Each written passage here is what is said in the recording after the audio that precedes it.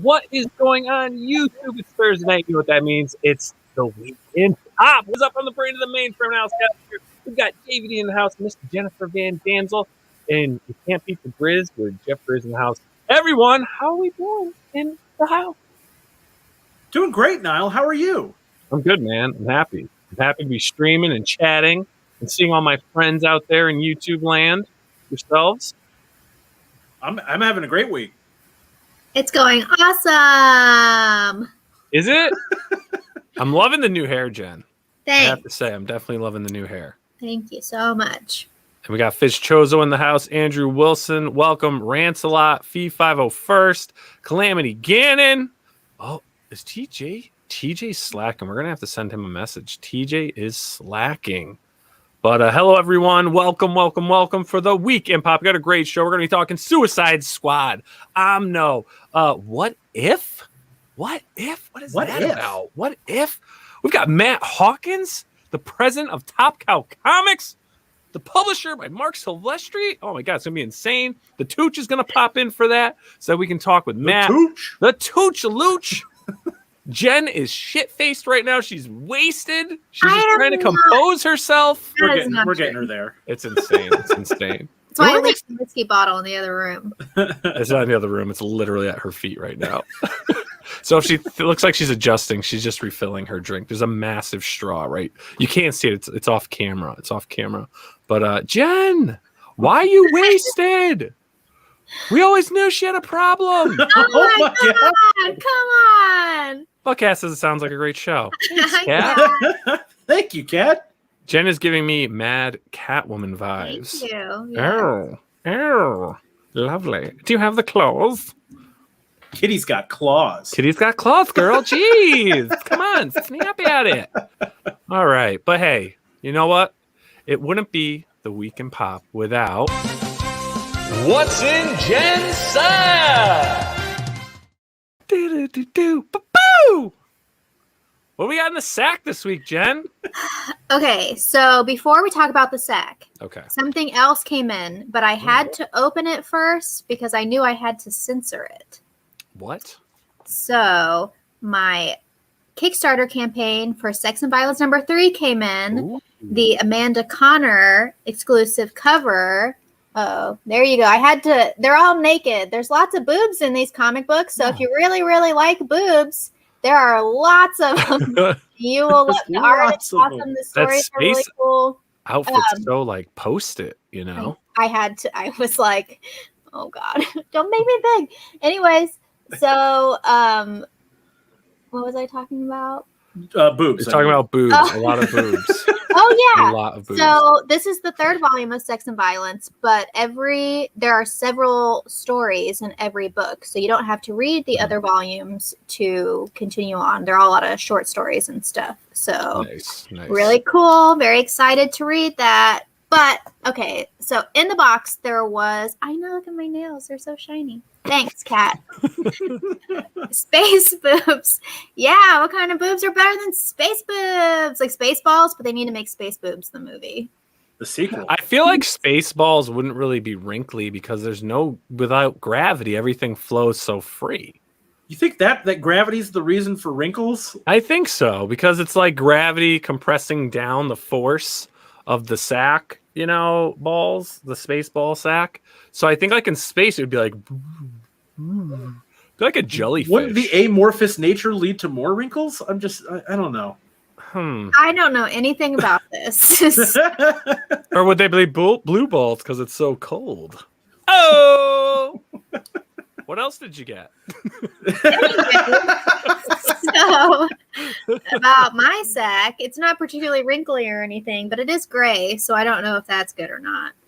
But, so this was also in the package. Patrick Wedge actually is the one that sent me all of this stuff. Thank you, Patrick Wedge.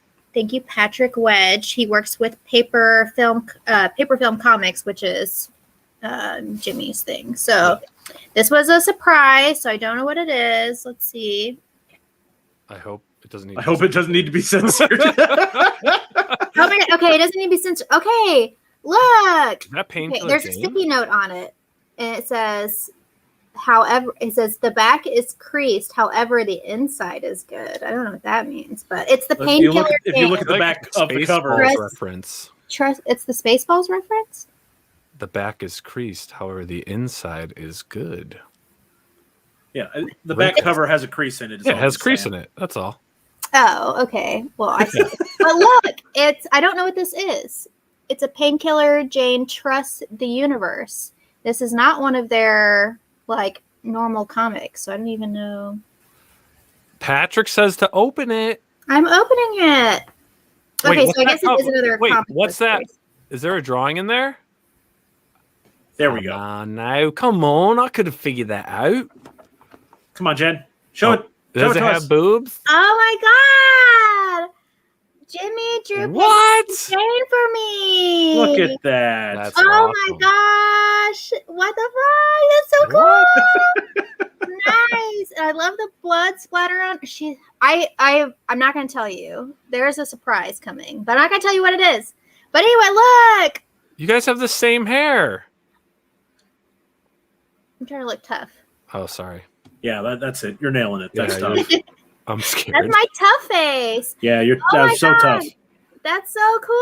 I think we lost a bunch of viewers because you scared them with your You tough scared the face. shit out of them. Yeah, they're gone. That is so cool. He says, that's awesome. That is awesome. Too sweet, says Andrew Wilson. Sweet. Yeah, look at it. It's Look not at it, that everybody. deep, Jen. It's so cool. That is cool. Yeah, that's the coolest thing ever. Patrick, does Jim even draw it that much? Like, is he doing retouches and everything in books? If He does. his current comic Kickstarter called Rage, check it out right now. There is a tier where you can get a head sketch done by Jimmy. By Jimmy? Nice. He lets you pick what character you want. So that is a tier on their current Kickstarter. So Ooh. you too can have an amazing Jimmy Palmiotti sketch. Jimmy Palmiotti sketch. That's cool. Thanks, Patrick. That's awesome. That was Way very to go, cool. Patrick. That is cool. Yeah. An excellent gift for Jen's Nice. sack. Yeah, that was a great sack today. That was a great sack. That was a great sack. boobs and drawings. Boobs and drawings. So let's Sometimes see. both.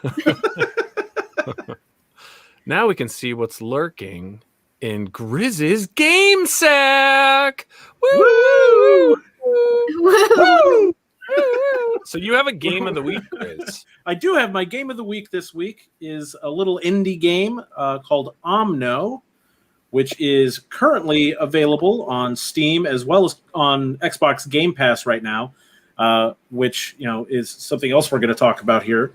Omno is from developer Jonas Mankey, who is with Studio Inky Fox, and it was also co-published with Future Friends Games. The game that I would most compare this to would be Journey. If you aren't familiar with Journey, that's one of the classics from the PlayStation 3. But you can see it. You're running around solving puzzles. This one's also got a bunch of interesting animals that you run into, and you unlock, as you can see on this list right now. Throughout the whole game, you're unlocking a whole list of all these animals, and they all do different things, and some of them interact with you in ways that help you unlock the puzzles. It's a pretty short game. I beat it in 6 hours, and I 100%ed it. So if you are an achievement hunter, it is a very easy game to get the 100% completion on.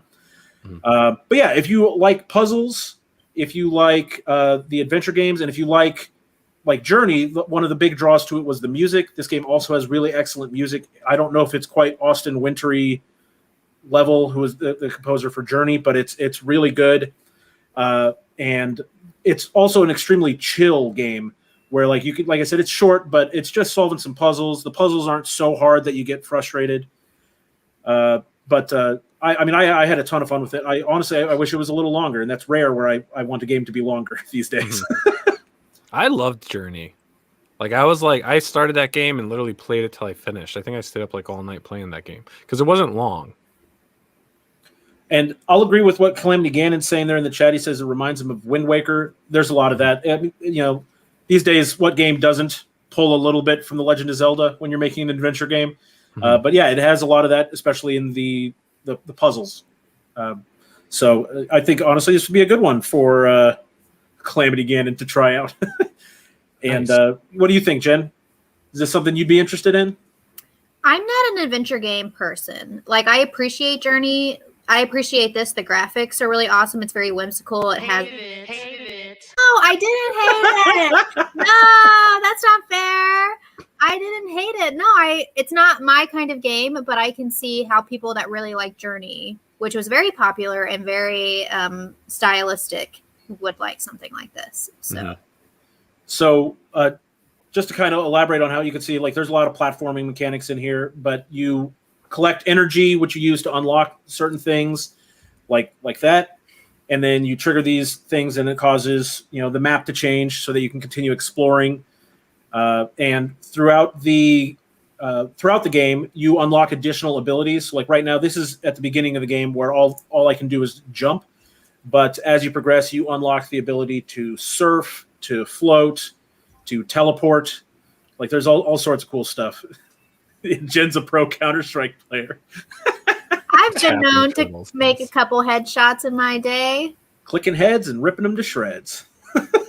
Nice. Now you can get this game on Steam, and it's available through Microsoft too. Yeah, that's what I was saying. It's available on Game Pass right now. So if I can leave one message for everyone who plays games on PC or on Xbox, you are doing yourself a disservice if you are not trying out Game Pass, because there's hundreds of games available, and they're not all indies, and they're not all mainstream games. There's a really good mix of stuff on there. And so Omno is one of those games that I think this is a game that I think a lot of people would pass on just looking at it. But if you got Game Pass, it's a great opportunity to jump in and try something you might not have tried before. And I really did love Omno. Like, I don't often 100% a game. Yeah. Because I kind of have like video game ADD where I rarely even finish games. But Omno was short and fun and not so challenging on the puzzles that I hated myself, because sometimes that happens with puzzle games. Yeah. Actually, we've got a good segue here to our next little gaming topic. In FIFA first, and if you got Ultimate Pass, you can get Xbox Cloud Gaming too. Well said, FIFA. Yeah, well, funny you would mention that, John. Funny you mentioned that, because that's what we're talking about now, is the cloud gaming on Xbox Game Pass. We wanted to kind of show you guys the cool stuff that they can have, and wanted to showcase like how smooth it really is. Like, because right now I'm going to be streaming my screen here to our stream while simultaneously streaming myself to our stream, and so you have to have pretty decent internet to do it. But the fact is, you can it's not too much of a drain on your internet, surprisingly. No, it's not. I'm going to jump into Hot Shot Racing. This is it's just a very simple racing game, just to kind of show you guys, again, an idea. I feel like we're like in front of a real Xbox console. This is so cool, Grizz. There's rocket ships and games. And I mean, look how quick that loaded this time. I know, that loaded pretty quick. And what's it doing now? Yeah. Now it's not doing anything. There we go. Is this part of the game? Are we kayaking? So, I mean, and I don't believe we have audio right now, because for some reason it wouldn't let me stream the audio. Yeah, that's weird. But in any case, it's very smooth. I'm just going to jump in. We'll do a quick race here. Nice. I'll play as Alexa. Oh, Herrenberg's in the house. Good evening, chat and POPXP panel. We'll be here for 40 minutes and can't wait to get to What If. I don't know. 40 minutes might not get you there. I don't think so. I'm not going to do a whole race or anything, because I want to kind of look through some of the titles, but I just wanted to kind of quickly showcase a little bit of, how smooth it really is. Look how realistic those graphics are. Did they just wax that car? I mean, damn. I mean, you don't play this game for the realistic graphics. This one is more like Cruising USA, if you ever played those as a kid. If you do see a little lag, that's just from StreamYard. It's not. It's not lagging on my end at all. Yeah, that's StreamYard. Look at him go. I feel like I need to play music. Or make music. Yeah. You guys, were you ever big racing game fans? Huge racing game fans. It all started with a little game called F-Zero for Super NES. Oh my god, I love F-Zero. Hell yeah. My biggest gaming wish is for F-Zero GX that came out on the GameCube to be remade. I don't even need new. Oh my god, those jerks! Oh, I don't even need a new F-Zero game. I just want the old one brought back again. Oh, that was Fee501's first game. Well, that was my first SNES game. Need for Speed, First another SNES great game, sorry. one. Need for Speed 2. But yeah, so like you can Cool. see this. I'm streaming this while simultaneously streaming to our stream with my camera and audio and everything.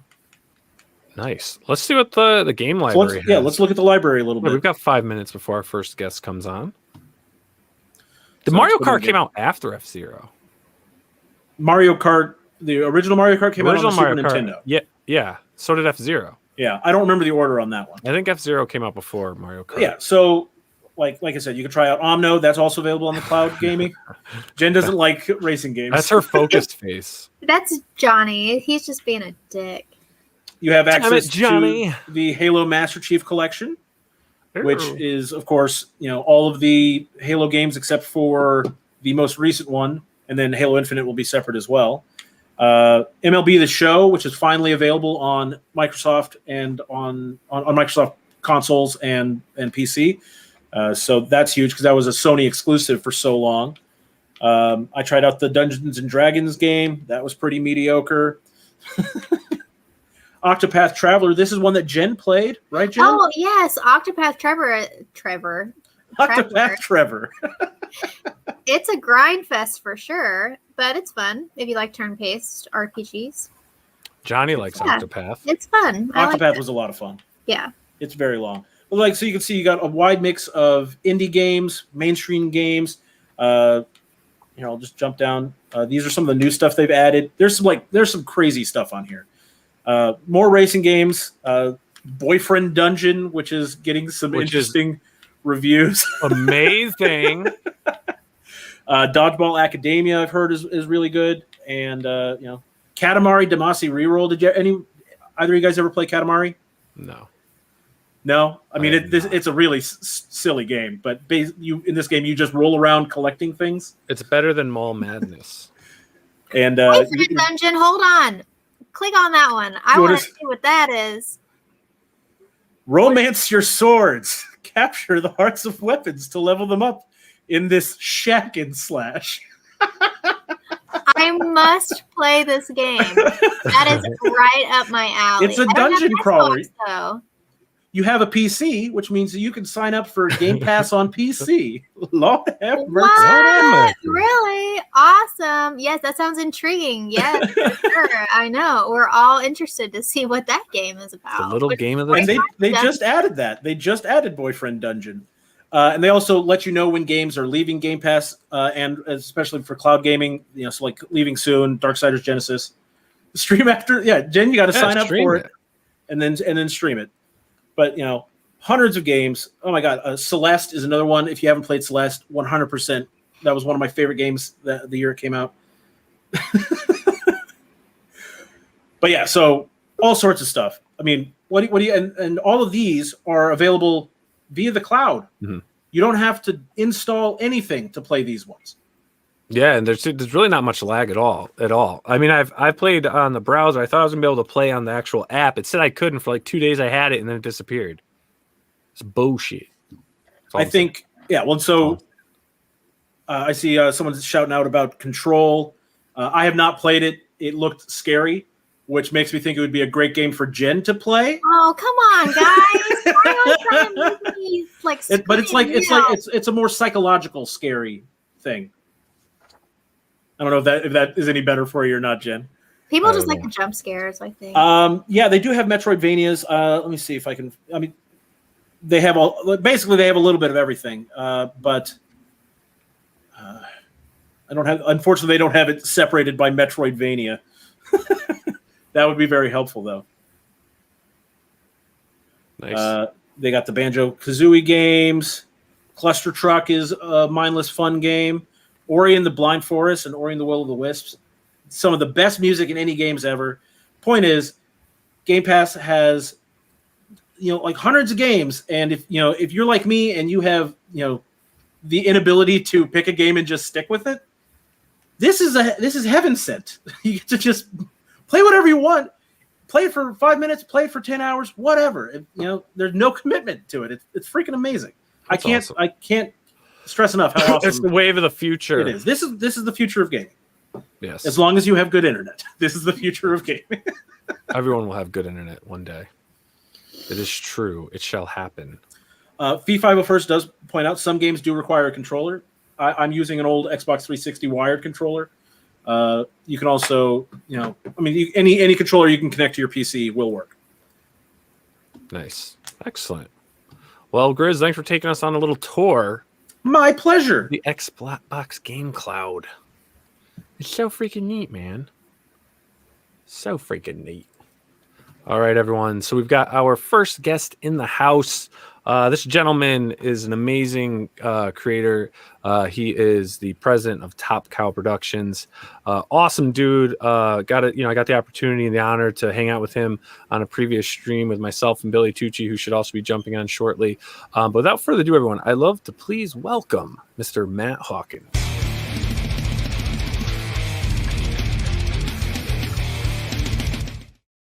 Matt, how we doing? I'm doing great. How are y'all doing tonight? Doing good, man. Doing good. I'm glad you could come on the stream, dude. I appreciate it. I just realized that half of my background is dark and the other half is light. I should probably go turn that light on. It looks a little. Oh, that's cool. I like cool. It's like a nice accent light. It's a vibe. It's a vibe. We're talking darkness. We're talking darkness. Oh right? yeah, you're right. Yeah, the darkness and the light. That's I stand corrected. That was intended. So yeah, perfect. So how have you been, man? How is we chatted a couple times, very few times over this whole COVID event. How has things been? It's been an interesting couple years. I think that's a fair thing to say for all of us. It's been a bit of a journey, and I'm much happier now than I was a year ago, than I was 2 years ago. So things are definitely trending in the right direction. That's awesome, and and everything at Top Cow is going well. Yeah, things have changed quite a bit over the years. This is this will be my 30th year in the industry next year. Yeah. I started in April of 29 years. I started in April of 93 at Extreme Studios, and have been with image companies ever since. I started at Top Cow actually in May of 1998. Mm-hmm. Nice. So you were at Extreme, then you went to Top Cow. Right. What did you start? What were you doing when you were over at Extreme? I started as the marketing director, and then I was the editor for the Maximum Press line of books. And then when Extreme folded and Rob created Awesome Comics with a couple other guys, I was part of that, and I was an editor. It was at Awesome I started writing, and I wrote a book called Lady Pendragon, which I then did at Image Central. And then I went to Top Cow, took about 10 years off from writing, and then started writing again after my first divorce and did a book called Think Tank, and have written about 600 books since then. So wow. That's incredible, man. So is it just nonstop writing? Yeah, I break my day kind of in half. I'm a very early riser. I find that as I've gotten older, it's kind of shifted. I get up at 4 or 5 in the morning, I write until about noon, and then I get on the phone and spend the other half of the day talking to people, creators and business people, deal with printers and all that kind of insanity. No, it's nice. So this is actually kind of late for me. I know you guys are East Coast time and I'm West Coast time, but this is kind of late for me actually. So sorry to say.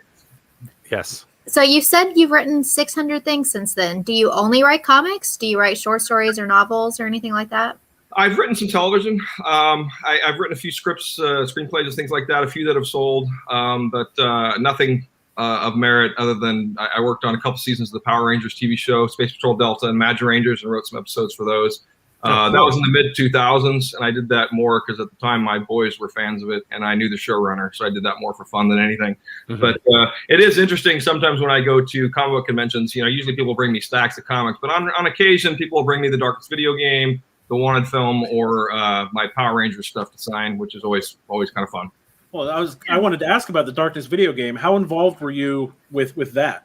Well, the first game, pretty involved. In fact, the one nice thing about Game 1 was Paul Jenkins wrote that game. And he was one of the Darkness writers, and we sort of lobbied for that. There was a guy named Rich Leibowitz who had a company called Union Entertainment. He was more of kind of an agent that represented developers, and he worked with a group called Starbreeze, and Starbreeze did the first game and did just such a fantastic job. I've gone back and replayed those games, and I think they both stand up really well. The story in the first one was just amazing. There's a scene in the first game where you literally sit on a couch and can watch a movie that as Jackie with his girlfriend Jenny, and they sit on a couch and watch a movie together. And it's it was some public domain film. I don't remember which one it was, but you can watch the entire movie inside the video game, which is just such a weird experience because you can just go sit on the couch and you can flip it around and you can just watch this old movie, which is, and then Jenny is talking to you during the thing, and it's kind of cute, I mean, it was a fun,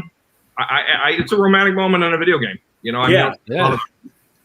Well, and those games in general are extremely underrated, and like if you go look at the review scores on them, they're still very well liked, but it's one of those they don't get talked about nearly enough. I remember when I was working for GameStop, though, we had a lot of really hardcore fans that were super excited when the first Darkness game came out.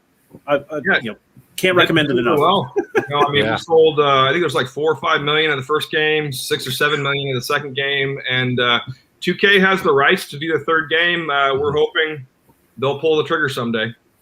Yeah. Well, I mean, as far as a character's design, I mean, the Darkness is pretty freaking awesome. Yeah. Yeah, that's all Silvestri. I mean, that guy is a genius at character design. I mean, one of the things that's been my privilege in the industry is working with such talented artists my entire career. It's kind of spoiled me a little bit because the artists I work with all the time for the books I write are always these top-notch, really talented people, and honestly I take it for granted a little bit. Yeah. No, yeah, definitely. Now, does he still have much involvement in any bookmaking? Is he still? You don't hear much about Mark.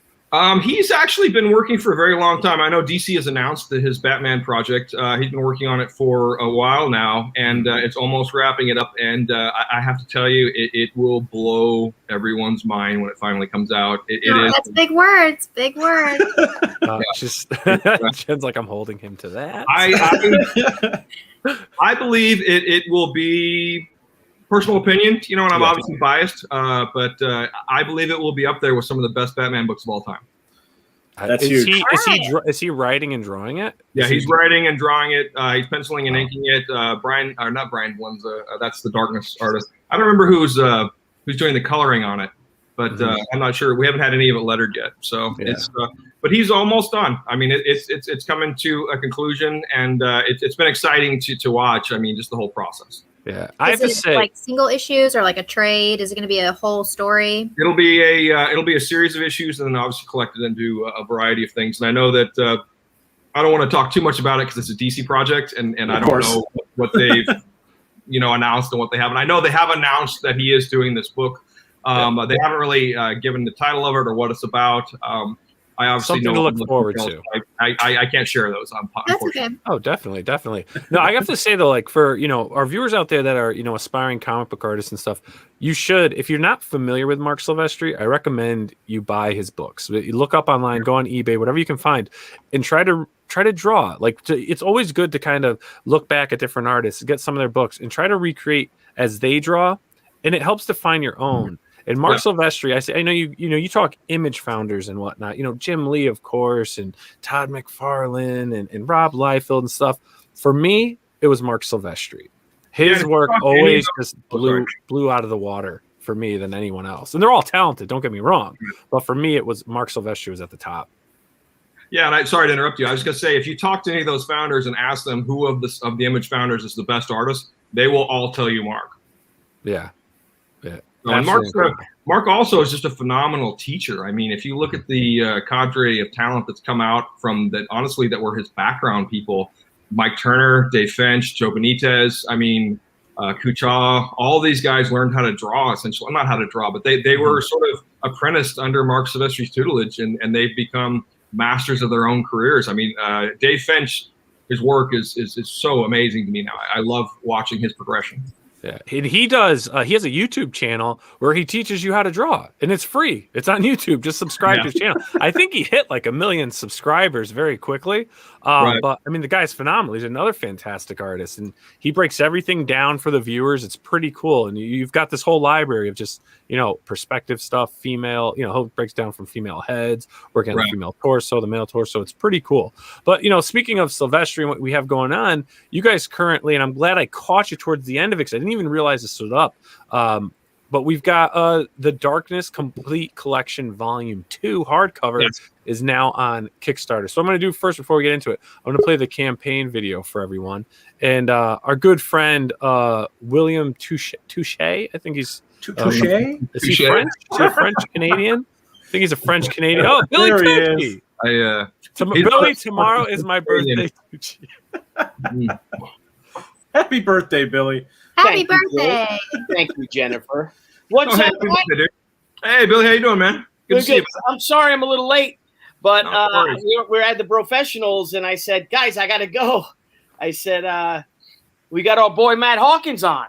And then Frag is on. Frag is like, I love Matt Hawkins. He goes, man. And he told the whole story about how you got first hired. He goes, I was there the day you got hired at Mile High Comics. And he's telling the story. Yeah, I'm curious. Was that a public thing? Because I actually would love to hear his version of that. I imagine it probably doesn't sync up with my memory. Let's see if he pops in the chat. Is he still? Are you guys still live? No, we just ended. Message him to come on to tell the story. We'll I would love to hear that.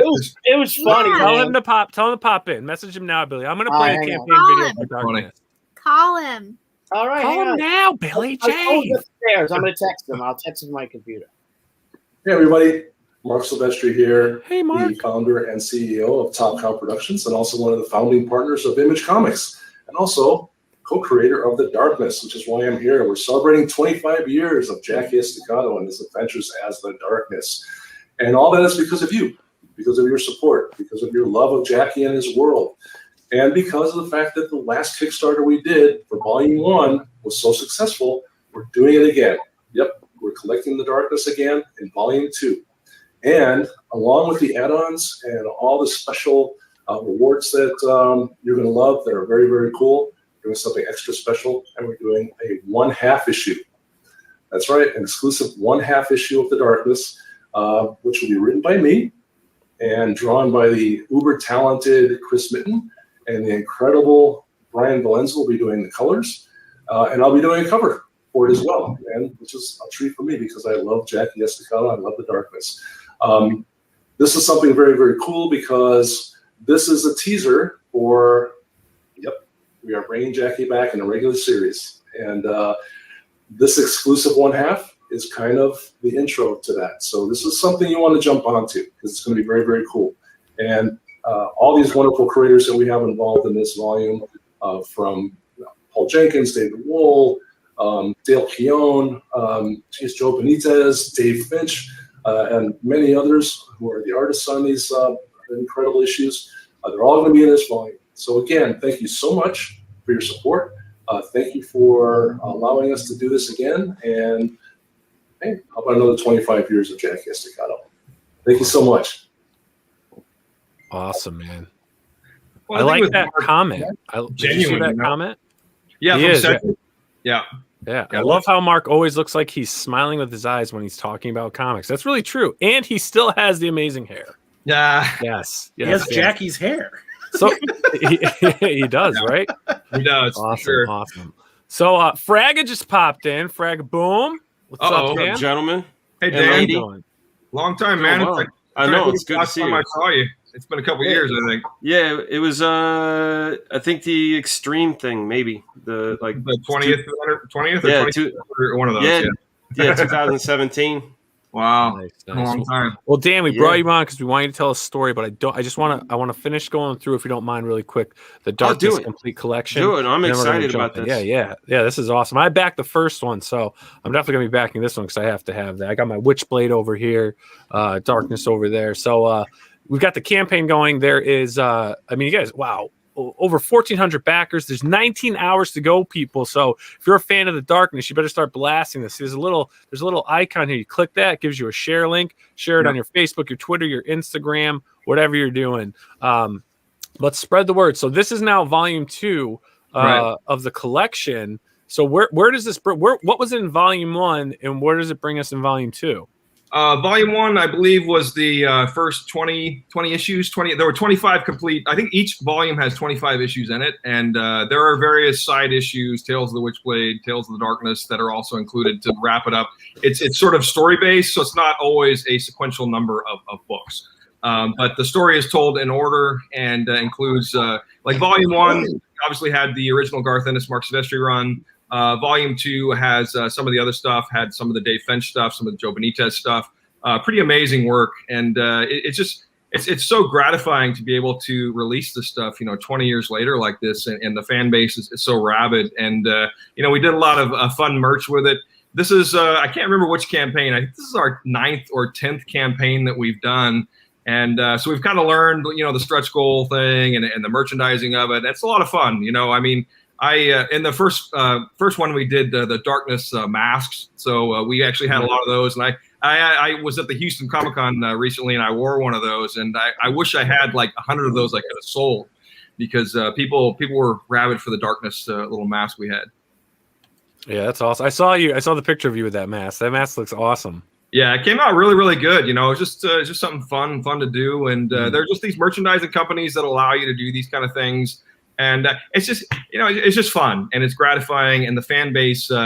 It's just, we have, in my opinion, we have some of the greatest fans in the world. They're so loyal, and they're great, and we really appreciate the people that support us and allow us to do what we do. And we have multiple fan bases. I mean, we have sort of the Top Cow Universe fans, and there's other lines of books that we do that are completely disparate fan bases, and it's interesting to cross them over and not sometimes being able to cross them over. But yeah, it's been a long run, Dan. I mean, Jesus, we've been in this for 29 years, man. I mean, can you believe it's been 29 years?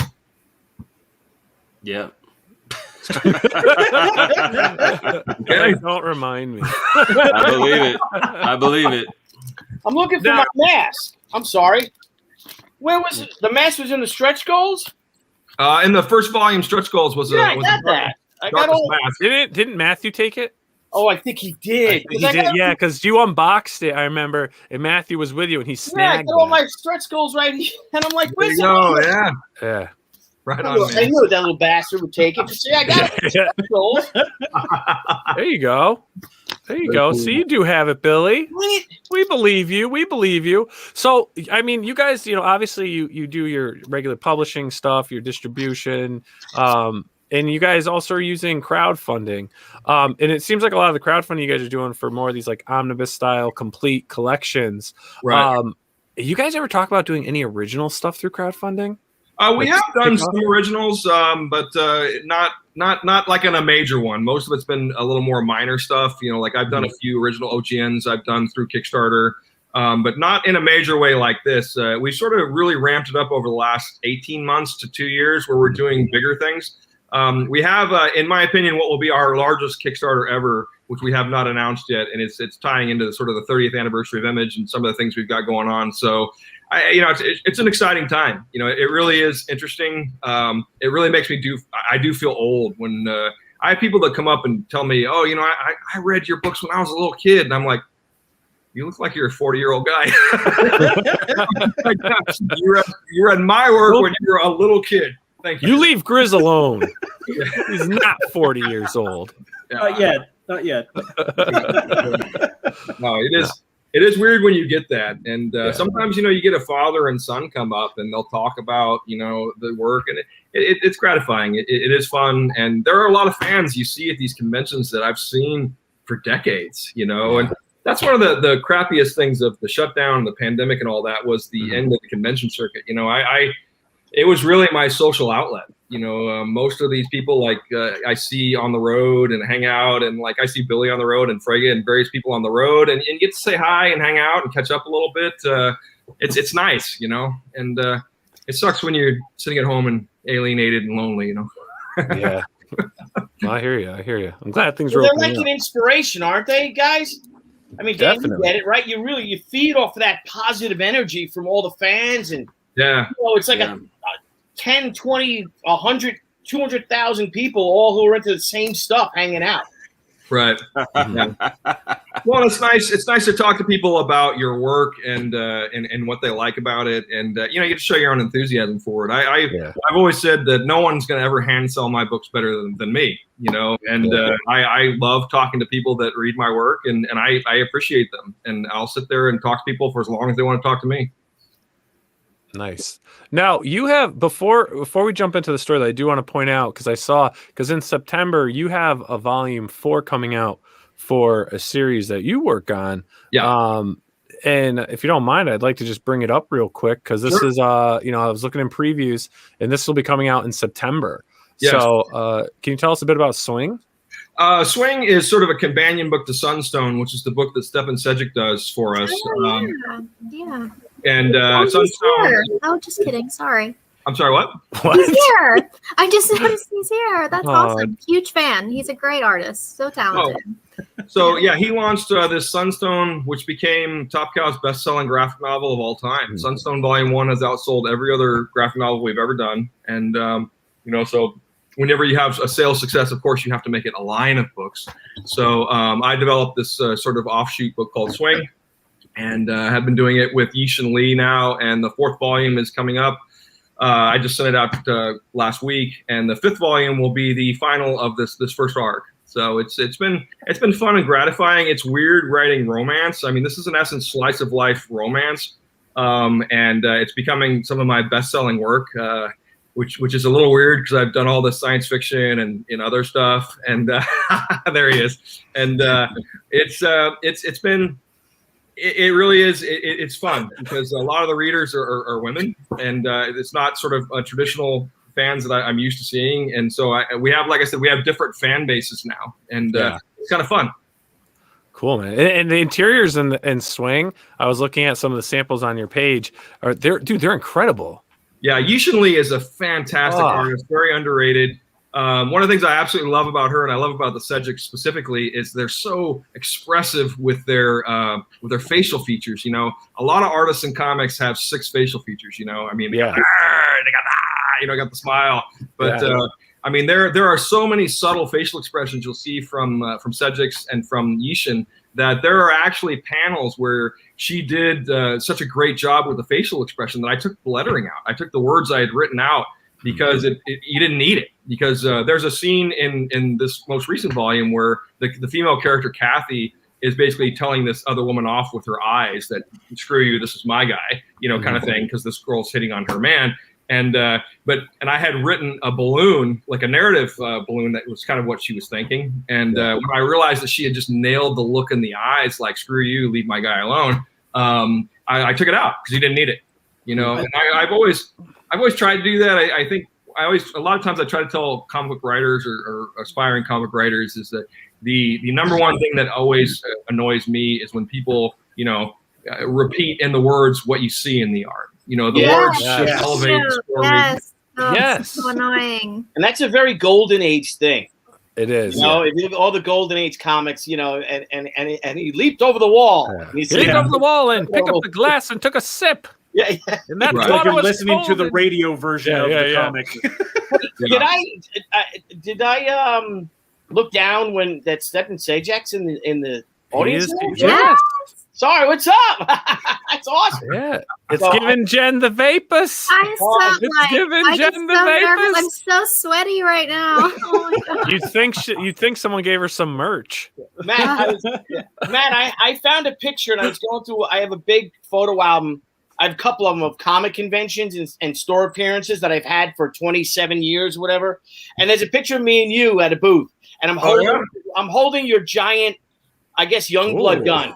The big. Oh my God! How many years ago would that be? That'd be in the early '90s. Chicago '94, our first comic convention. Oh, wow, that's a long time ago. And I'm like, damn it! Of course, when this happens, I can't find it. Jen was 4. What? Yeah. I was 4. You would have been 4 in '94, right? Me? 5. Oh no, Jen. Oh, yeah. Jen was. Yeah, I'm 52 next month. I'm starting to feel my age. It's the 50. I don't feel like I haven't hit the health age yet. I'm waiting for that, or when that age hits you over the head, But I wear readers now. It's kind of whatever. I know, dude. That's what we were talking about today. All of a sudden, what the hell? Yeah, you got readers, Fraga? You there yet? No. I'm actually nearsighted. Oh. Very nearsighted. I have to wear glasses for driving and watching TV and stuff. Me as well. I'm very nearsighted, so I just wear my glasses all the time. One thing I've noticed with all the guests we get on, all the comic book creators that we've talked to, they all have a very youthful energy. I don't know if that's just something about comics in general, but it seems like it keeps you all young. Yeah, exactly. Look at that. Because you're doing what you love. It's not a job when you love doing it. I didn't see that. Oh, it's still a job. It's still a job. And we're all children too. Readers Club. Or maybe. Hey, we brought Dan Fraga on. Dan, I know you're working. Yes. This guy works 20 hours a day, but he's doing what he loves. It's not work. What he loves. So I was curious. Is like we've had you on before, Matt, several times, and I know I'm jumping in here, but I'm curious of how you got into the business. And I think one of our guests right here might have been there at that very moment in time. Yep. Walking in with a honey or something, or 2 honeys on him. No, you came in with a girl kid. With a kid. A girl. Yeah, it was a girl and a kid, and I think that's my nephew. Okay.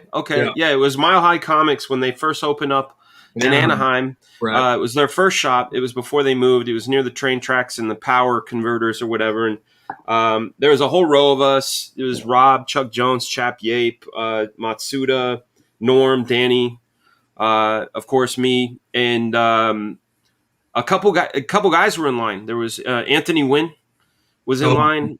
Yeah. Marlo Alquiza was in line. And so Sabal.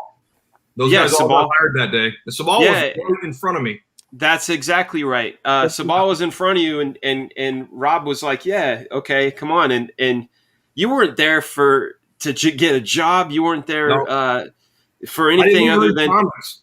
Yeah. And you had this epiphany of like, hey, why not?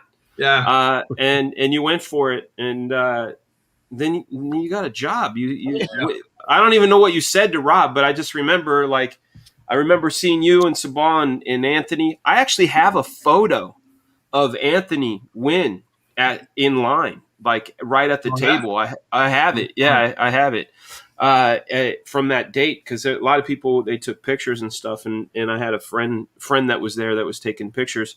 But I remember when you got there, and crazy times, and then you and I, we ended up having offices across from each other when we moved over to Maximum Press. That was always a good time. A lot of Taco Bell, a lot of El Pollo. We're going to Taco Bell every day. Oh my God! Taco Bell and El Pollo Loco. Yeah, Taco Bell and El Pollo Loco. We had some really good times. Pittsburgh Comic Con. We used to party with like Foxhoven and Michael Turner. Go out to the clubs and shit. And yeah, it's really weird, crazy. Like when like Matt's saying, like, it's weird to think about, like, in December, I'll have been in this business for 30 years. I don't even feel like I'm 30 years old. You know what I mean? Like, it's a weird thing, other than my gray hair and sometimes my back hurting and kidney stones. That shit sucks too. But, like, when you reflect upon it, like, when I think about those times, Matt, like, I don't know about you, but it feels like I know. And she got her hair all dark. I know. Hey man, you're looking extra lovely tonight. Thank you so much. Very nice choices. Very nice choices. Thank you. It is. Hey, Grizz, we haven't met, but you're looking quite lovely tonight. No Drake. Comedy. No Tim Drake. No, it's crazy thinking about that stuff, because it almost feels like a lifetime ago. And if I didn't keep a journal, I've kept a journal since '86, before you were born, JVD. That's I've been keeping a journal since I was 12. I look back and I read that stuff like I'm reading another person's history. You know what I mean? It's so weird.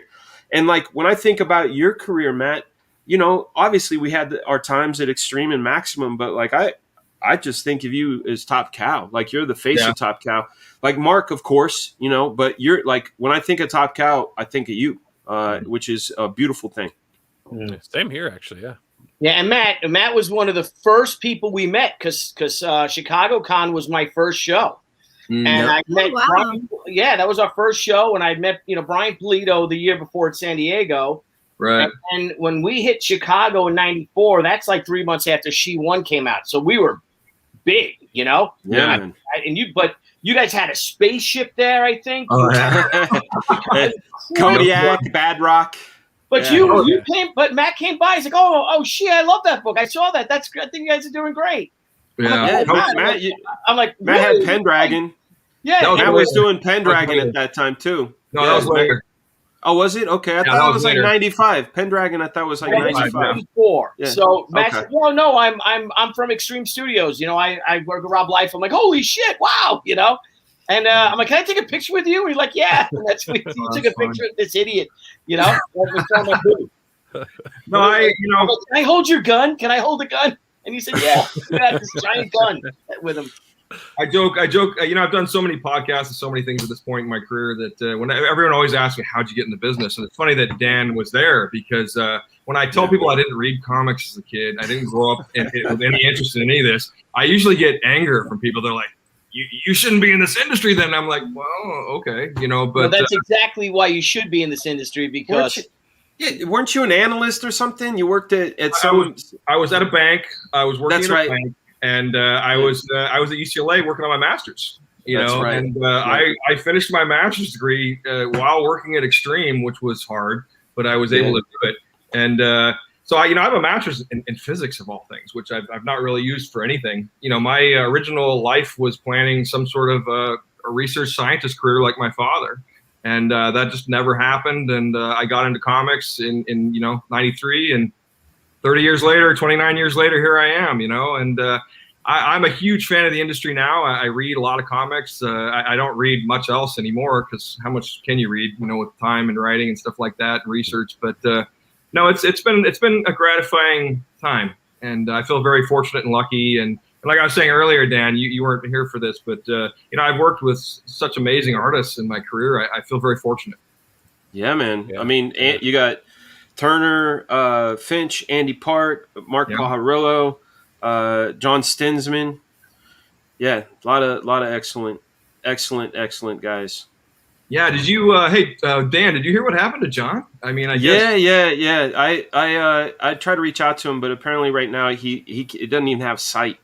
Yeah, he's had some sort of diabetic episode. Had something happen to him, and he's like hospitalized and might not get out of it. It's really kind of sad. I hope he improves, man. Such a sweet guy, talented guy. Yeah.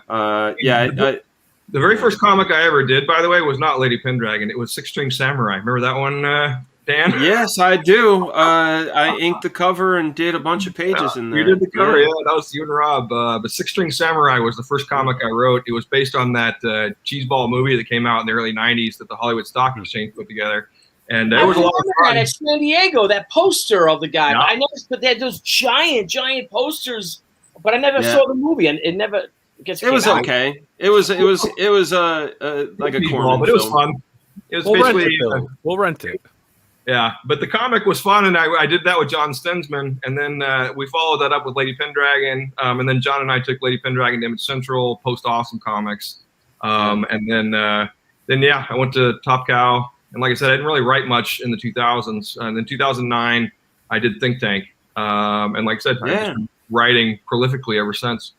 Hey, baby. I notice they do that every time. I like when he does that. It's like, hey, it's like a palate cleanser. It's ultra focused. All this nerd stuff, and it's like, clean it up. I'm listening. I know. It's your ultra focus face. Yes. It's fun to just break that. She's like crazy, trying to brainwash us. Now, Matt, do you ever listen to the Robservation podcast? I have not yet. I love listening to him because like he did, like that's the thing. It's like one of the things that we share we have this shared experience of Extreme Studios, like and very few of us had that inside circle experience. It's like you, Stevenson, Marat, me, you know, like Rob, we saw so much shit. And he did this recent episode about feuds, right? He did a feud with McFarlane, which was with Image Comics and all this. And as he's going through it, I'm like, oh my God, I remember sitting in his office. I remember the facts. I remember all this shit. And I was like, God, I hope Matt's listening to these because it's like, oh man, it's such a weird time capsule, man. It's so good. Yeah. No, there were some crazy times. I mean, I try to explain this to people sometimes, but early early studios, we were not worried about Marvel or DC. They were not our competition. Our competition were the other studios. Like each other. Extreme and Wildstorm and Top Cow. Oh my God, we all hated each other. I mean, and no one realized this, how much rivalry and animosity there was behind the scenes. And it's funny to me because John Nee is probably one of my closer friends in the industry, and he was my counterpart at Wildstorm. And for 15 years, he and I hated each other, you know. And now he's like a buddy of mine. So it's so and like when I remember when Mike Turner and I became pals and started hanging out, like they thought Rob was trying to get Mike and like. Oh, we were, dude. I mean, I don't you remember that story about Silvestri screaming at me? You know, Mark is probably one of the most not passive, but he's one of the most chill guys I know. And I you know, and I've only ever seen him yell at one person, and that's me. And, you know, I remember I was on the phone trying to hire Mike Turner. It was during that whole cliffhanger and all that debacle. Oh, yeah, I remember that, but I had nothing to do with it. That was the weird thing was like I was like the red herring. But you were in our fold, and you know, right.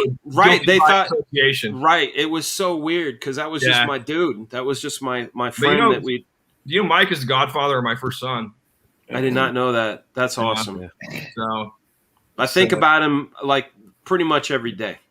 It's weird for me because I was at Top Cow and he died. We were all at Chicago. It was the day Wanted came out in the movie theater, and that was our film. You know, it was the only film we found based on Top Cow book, and it was a really weird experience because, I remember Mark.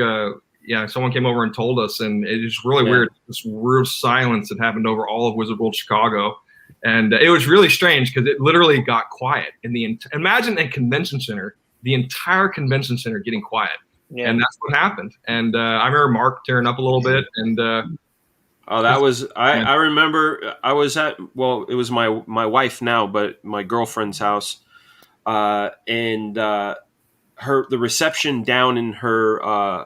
In the bottom part of her house was shit. And I remember I went upstairs and it said I had a voicemail.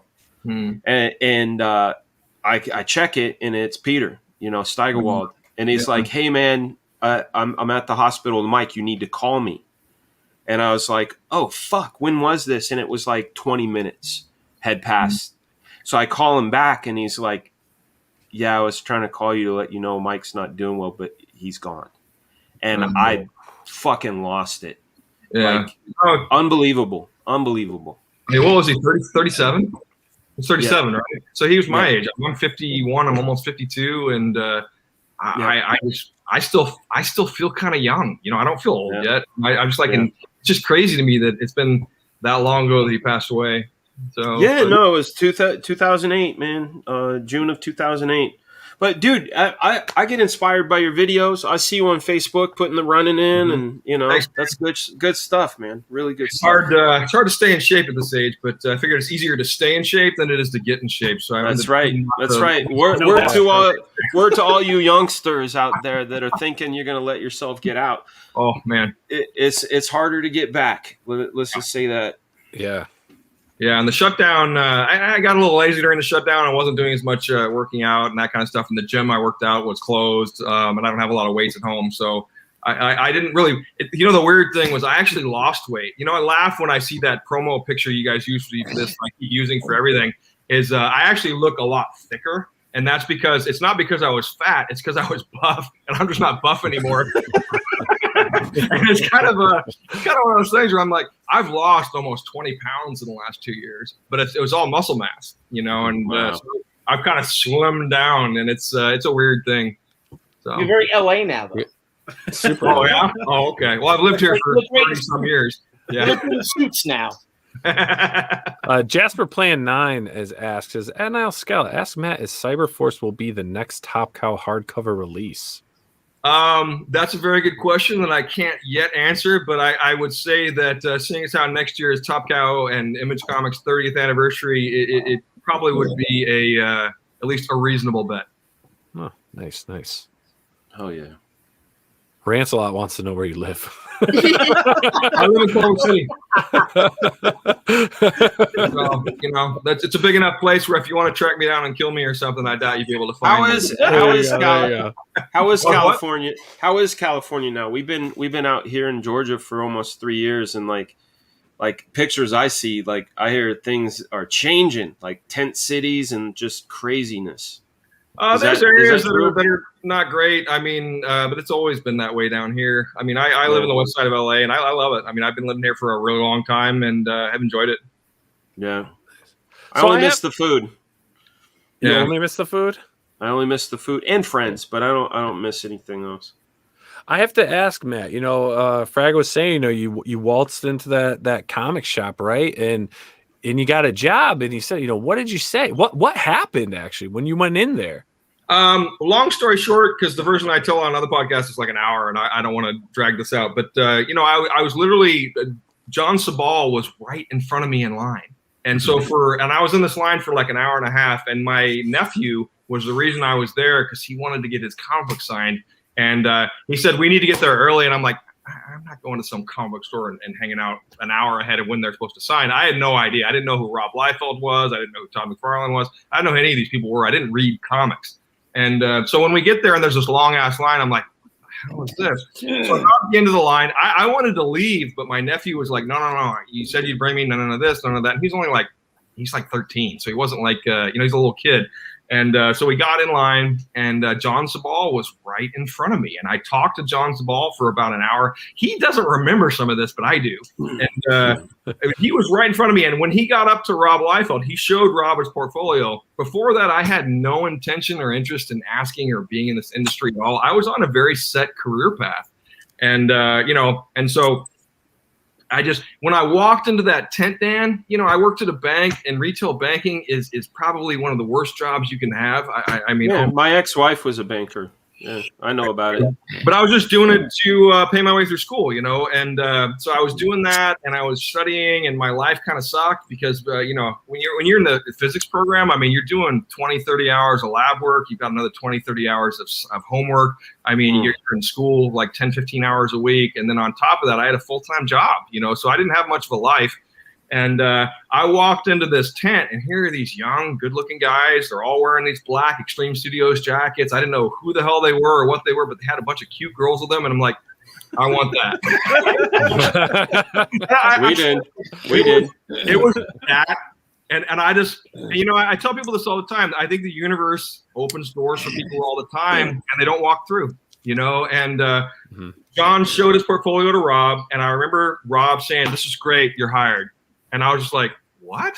And it was just so weird to me because I never thought of something like he hired John on the spot. And if he had not done that, I would not have said what I said to Rob. And I was the next guy to Rob.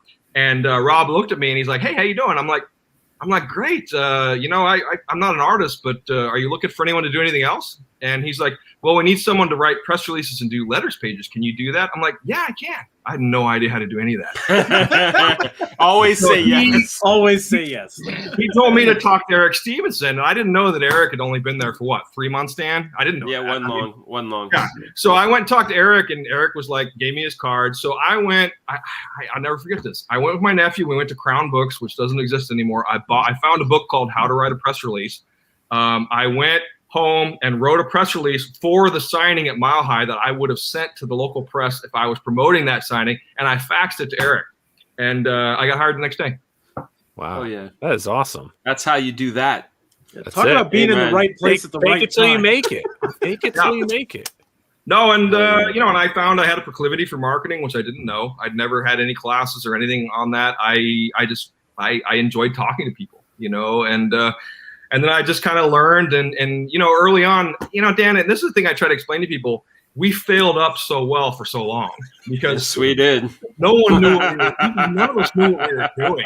No. I mean, none of us knew what we were doing. We're all a bunch of young guys making a lot of money, and it was craziness. I remember. Was that 94? Was that 94? 93, middle 93. Okay, I was 20.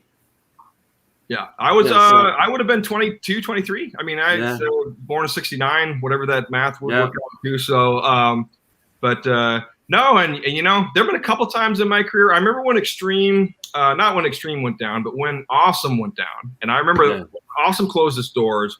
That was a point in my life where I actually thought about getting out of the industry, and I went back and started talking to some of the people I'd worked with in the science field, and I started looking at that, and I realized 5 years had gone by, and 5 years in the science world is an eternity. And I realized at that point that if I was going to try to get a job in research science at that point, that I would have to start almost from scratch, and my ego wouldn't allow it, and that's when I talked to John Stensman, and I said, let's see if Larry Marder will let us publish this Lady Pendragon book at Image. And, you know, the first book sold like 70-some thousand copies, and, you know, here I am 20-some years later. Nice. Yeah, man. That's awesome, man. And we got a $5 super chat from 200 Watt Studio. Matt, is that awesome cheesesteak joint still there in Culver City? If it is, I don't know what it is. I've lived here for 20-some years. I've never heard of a cheesesteak joint. So does he know the name of it? We'll find out. We'll find out. I don't know of a cheesesteak joint. Do you know of one, Fraga? No, but I do know of a fantastic one in L.A. by the train station. Goes by Philippe's, and it's the original French dip. Ooh, that's where you go. Love a French dip. Well, obviously, an interesting place. It's where Sony Pictures is. It's also where the Gone with the Wind house is, which used to be part of Sony and MGM Studios back in the day. But if you look at the movie Colors, that movie with Pac-Man, that was based in Culver City. In the 80s and early 90s, Culver City was a horribly gang-infested area that's been completely gentrified. It's one of the most expensive areas of LA now. Oh, wow. Yeah. Nice. I know where to get my next house. Well, good luck with that. Grizz is my roomie. Grizz is my roomie. I don't know. I'm splitting the rent. I don't know if we can afford that. The real estate here is insane, dude. A 2-bedroom, 1-bathroom house in Culver will cost you $2 million. Wow. I'll stick with Texas. Thank you very much. Yeah, I'm never coming back, man. So never coming back. How old was I in '93? I was, I don't know. I was born in '66. So you're 3 years older than me. 27. You were. Oh wait, 6. No. Yeah. Minus 3. 27. No. Yeah, you were 27. Hey. Every 5 minutes they do that zoom in on you. I was 27 when she came out in '94. Yeah, 20. Yeah. Yeah, I don't want to blink anymore, Nile. Because if I blink, I'll miss the good stuff. He doesn't do it to anybody else. Why is it just me? He just did it. Because everyone's like talking, and we're like, "Ha this," and you're just like, I gave you an opportunity for speed lines and everything, dude. When we were kids growing up, my youngest brother Anthony, and he was real small. So my sister is older, and we would tell all these stories, and he would be sitting there in his little high chair or in his chair, and we would just start building more up on these stories, and the stories get crazier and crazier, and the guy with a knife is running, and blah blah blah, and also we all stop and we all turn and we look to my brother Anthony. He's just sitting in the little chair like this. I just reminded me of James just sitting there as we're all talking, and also he just yeah. Nice. He had to be there. You know what cemented my desire to stay in the industry was I was Alan Moore's editor on a project, and that was a weird thing being a young guy and editing a guy like that. And I didn't really edit it; I trafficked it, you know. But it was really interesting working with some of these. Do you remember like when Jack Kirby came in the studio? I didn't know who he was. I mean, these guys are fawning over this old guy, and I'm like, who is this guy? Like, is this the guy with the sandwiches? I wish I had the reverence for the guy then that I do now. Yeah. I mean, yeah, I was exposed to a lot of these really famous old timers early in my career. Gil Kane, you know, Jack Kirby, Stan Lee, all these guys. And I just didn't have the. It's not the. I just didn't know who they were. You know what I mean? So I didn't have the same sort of like. I idolize some of these guys now, and I've met them. I have photos with them, but I never really got the chance to show them my appreciation for their work. Yeah.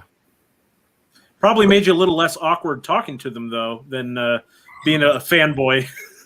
Well, that is true. First couple times I spoke to Alan Moore on the phone, I had no idea who he was. You know, and so I was just chatting with him, and we had a nice conversation, and it was really interesting. And at the end of it, he was like, "Oh, good chat with you, Matt." And I'm like, "Okay, see you later, Alan." Now, it's funny. If I called him now and we spoke on the phone, I'd be like, "Oh my God, Alan." Completely different things. It's probably good that I was his editor back then and not now. You know. So. Yeah. That's awesome, man. That's awesome. Well, gentlemen, I appreciate you guys popping in, hanging out with Matt Hawkins. We appreciate you taking the time talking with us and the campaign that's on Kickstarter. 19 hours to go. The Darkness Complete Collection Volume 2. Yes. Monster. It's a monster, And yes. I have to say, just one last thing on that. I shout out to Elena Salcedo and Top Cow and Vince Longo at Top Cow because they sort of lobbied. I was initially reticent about supporting a Volume 2 campaign because I'm like, how do you think I figured the Volume 1s would do well. And they're like, no, we got to do Volume 2. We're going to do all these. And I'm like, okay. And they were right. And my reticence was not founded. Yeah, people's bookshelves want that shit. They do. Absolutely. You can't. You need that. You need it. Yeah. So Yeah. I feel blessed, dude. I'm having a good career. Yeah, excellent, man. You got some awesome stuff coming out. And we got another $5 super chat from 200 Watt Studio. Jack Kirby came to a Michigan con when I was a kid. That man could enthrall you with his stories in person and on the page. Amen. Hey, man, didn't you steal his pencil? I didn't steal his pencil. No. Tom Horvitz gave me a pencil. I wanted a pencil when we were at his house. I told Roz that I wanted one, but what I did steal something. I stole a thumbtack From Jack Kirby's desk? From his tabaret because I was like, it's a thumbtack. He's not going to notice. Yeah. I don't know why. There's a story that you stole a pencil that I'd heard. I didn't know. No. Because he loves pencils. We did a whole show. We did a whole we did. segment on We did. pencils. He loves pencils. We did, but I have. And Jen hated it. I asked Roz. Just kidding, just I kidding. didn't have the courage to ask Jack. We were at the house, and I said, "Hey, Roz, can I have a pencil?" And she said, "Yeah. We'll get you one." And then after Jack had passed, of course, I didn't even want to bother with asking about it because he had passed, and I was like, "Oh, that sucks." And there was a WonderCon where they were auctioning one of Jack's pencils, and I was bidding against like a whole consortium of Bay Area stores. It was like Flying Colors, Joe Field, Brian Hibb, like, Comics and Comics. All these guys were going in together so they could have this pencil tour around their stores. And I was like, in my mind, I was like, nah, I need this. This is my birthright, in my head, because she said I could have one, but now I'm going to bid on one. I'm going to get it. But these guys outbid me. And then one day, Tom Horvitz, a family friend, brought it to me and said, "Hey, Roz said you were supposed to get one of these," and gave me the pencil. So I have it. It's in bubble wrap. In fact, I was waiting until I bought a Jack Kirby piece to frame with it, and just over Christmas I happened to purchase one. It's a Jack Kirby painting of all things. Oh, wow. He didn't do a lot of painting. But it was it's about this big, and it's a guy on a motorcycle. But what's really cool about it is on the back side of it is a preliminary drawing of Thor, right? And I'm like, shit, which one do I show? Because this one's Thor, But then again, this is a finished piece of art on this side. So anyhow, long story short, I got my pencil. I didn't steal it. I stole a thumbtack. Too late. I did sit at his desk though. I asked him if I could. He said, I know. I remember that. So "Feel free, young man." You told Hell me. yeah, dude. That desk you see in those photos, I had the king's permission, and I sat in it, and I imagined what it must have been like. Yeah. And that's like one of those things I can, go to my grave with, that I got to do that and get the man's permission to do so. That's awesome, dude. That is Now, really Billy, awesome. guys, appreciate you guys having me on, as always. And like I said, tomorrow's the last day to get out there and support the Darkness campaign. Don't miss out. I can't tell you, we get so many people IMing us 2 or 3 days later saying, "Oh, I meant to pledge this." I'm like, "Well, you missed out." So it is what it is. And we are working with CrowdOx, which I guess is now a backer kit because they've merged together. So if you want to get The Darkness Half, that's an original, like a book that Mark Silvestri did with Chris Mittens. You can get that and add that on from any tier. Awesome. Yeah. Very cool. Congratulations on it, man. What a great campaign. You're going to kick ass in these last hours. Last Awesome. day, Oh, yeah. guys. Thanks. Thank you so All much. right. Appreciate you having me Thanks, on. Matt. Thanks for coming on. Take care, guys. See you, Matt. See Take you, care. man. Bye. Good to see you, dude. Awesome. Fragaman, thanks for coming on, popping on and chat with us for a little bit. Yeah, great Of stories course, from you man. as well. Hey, What- while I man, have you, did Yeah. you happen to watch Suicide Squad yet? I did. Yeah. You didn't. Oh, No, I said I did. Oh, Yeah. you did? I did. Would you like? Yeah. I know you're working. Yeah, Our next I am. segment is to talk about Suicide Squad, Okay. The Suicide Squad. the Suicide The Squad. them is a big difference. Yes. It's important because the first one was terrible. The first one was absolute The first one, no. garbage. Let me rewind. That first one, I don't love it, but there are parts of it I dig. Like when Yeah. Will Smith gets his gun and he On top of the car? No. When he's pointing at dude and he's like, "Oh, I get it. I pull the trigger and blah blah blah," and then he shoots it and he goes and he smells. Oh shit! Yeah. And then he goes and they play the Kanye, the song. Yeah. Do-do-do-do-do-do. I was like, That was a good yo, moment. I am in. Then garbage. Anything with Harley Quinn and Joker, I was like, they need their own movie. I could, that's what I keep saying. yeah, I could get into this. This is great. The rest of it, thank you. The rest of it, not so much. Yeah. So yeah, I'm with you. Very disjointed movie. But I gotta say, man, the new one kicked ass. I mean, that star lineup they had, I mean, unbelievable. I'd watch this movie. That movie was insane. This is the only chance I'll ever have to look like John Cena. I like the Adam Lawson. Adam Lawson is Polka Dot. I love it. Yeah, he is. Polka Dot is a badass. That's a badass power that dude has. Except for the breakouts. Except for the breakouts, but like he's basically like it's incredible what the polka dots do. Yes, That's right. sir. Look at those superheroes. So we're gonna jump in. Billy, you didn't see Suicide Squad. Nah, I'm going to go. So Okay. I'm gonna go. All Bye, right, Billy. Bye, Billy. It was good to Happy see you. birthday. Have a great birthday tomorrow. Yes, have a great birthday. thank you. Thank you. Happy I'm birthday, working. Billy. Are you I'll doing a be- birthday stream? Oh, yeah. I'm going to, I think 12 Come o'clock on. time. I'm going to pop on. Anybody wants to join me? Just to have a little happy birthday thing. I'll be eating a sandwich. It's too early, Billy. As one In a does. sandwich? As one does.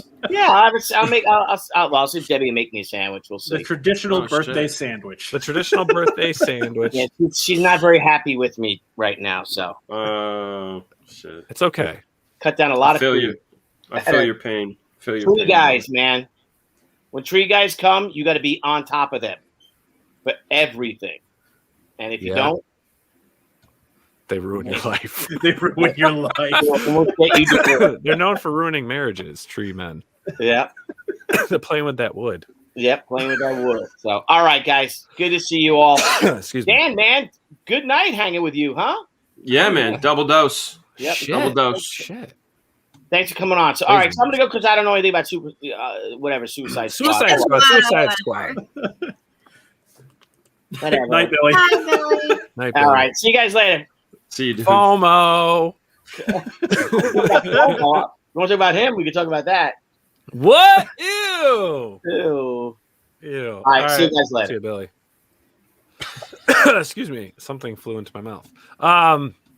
So Suicide Squad was pretty freaking good. The Suicide Squad was pretty freaking good. I loved it.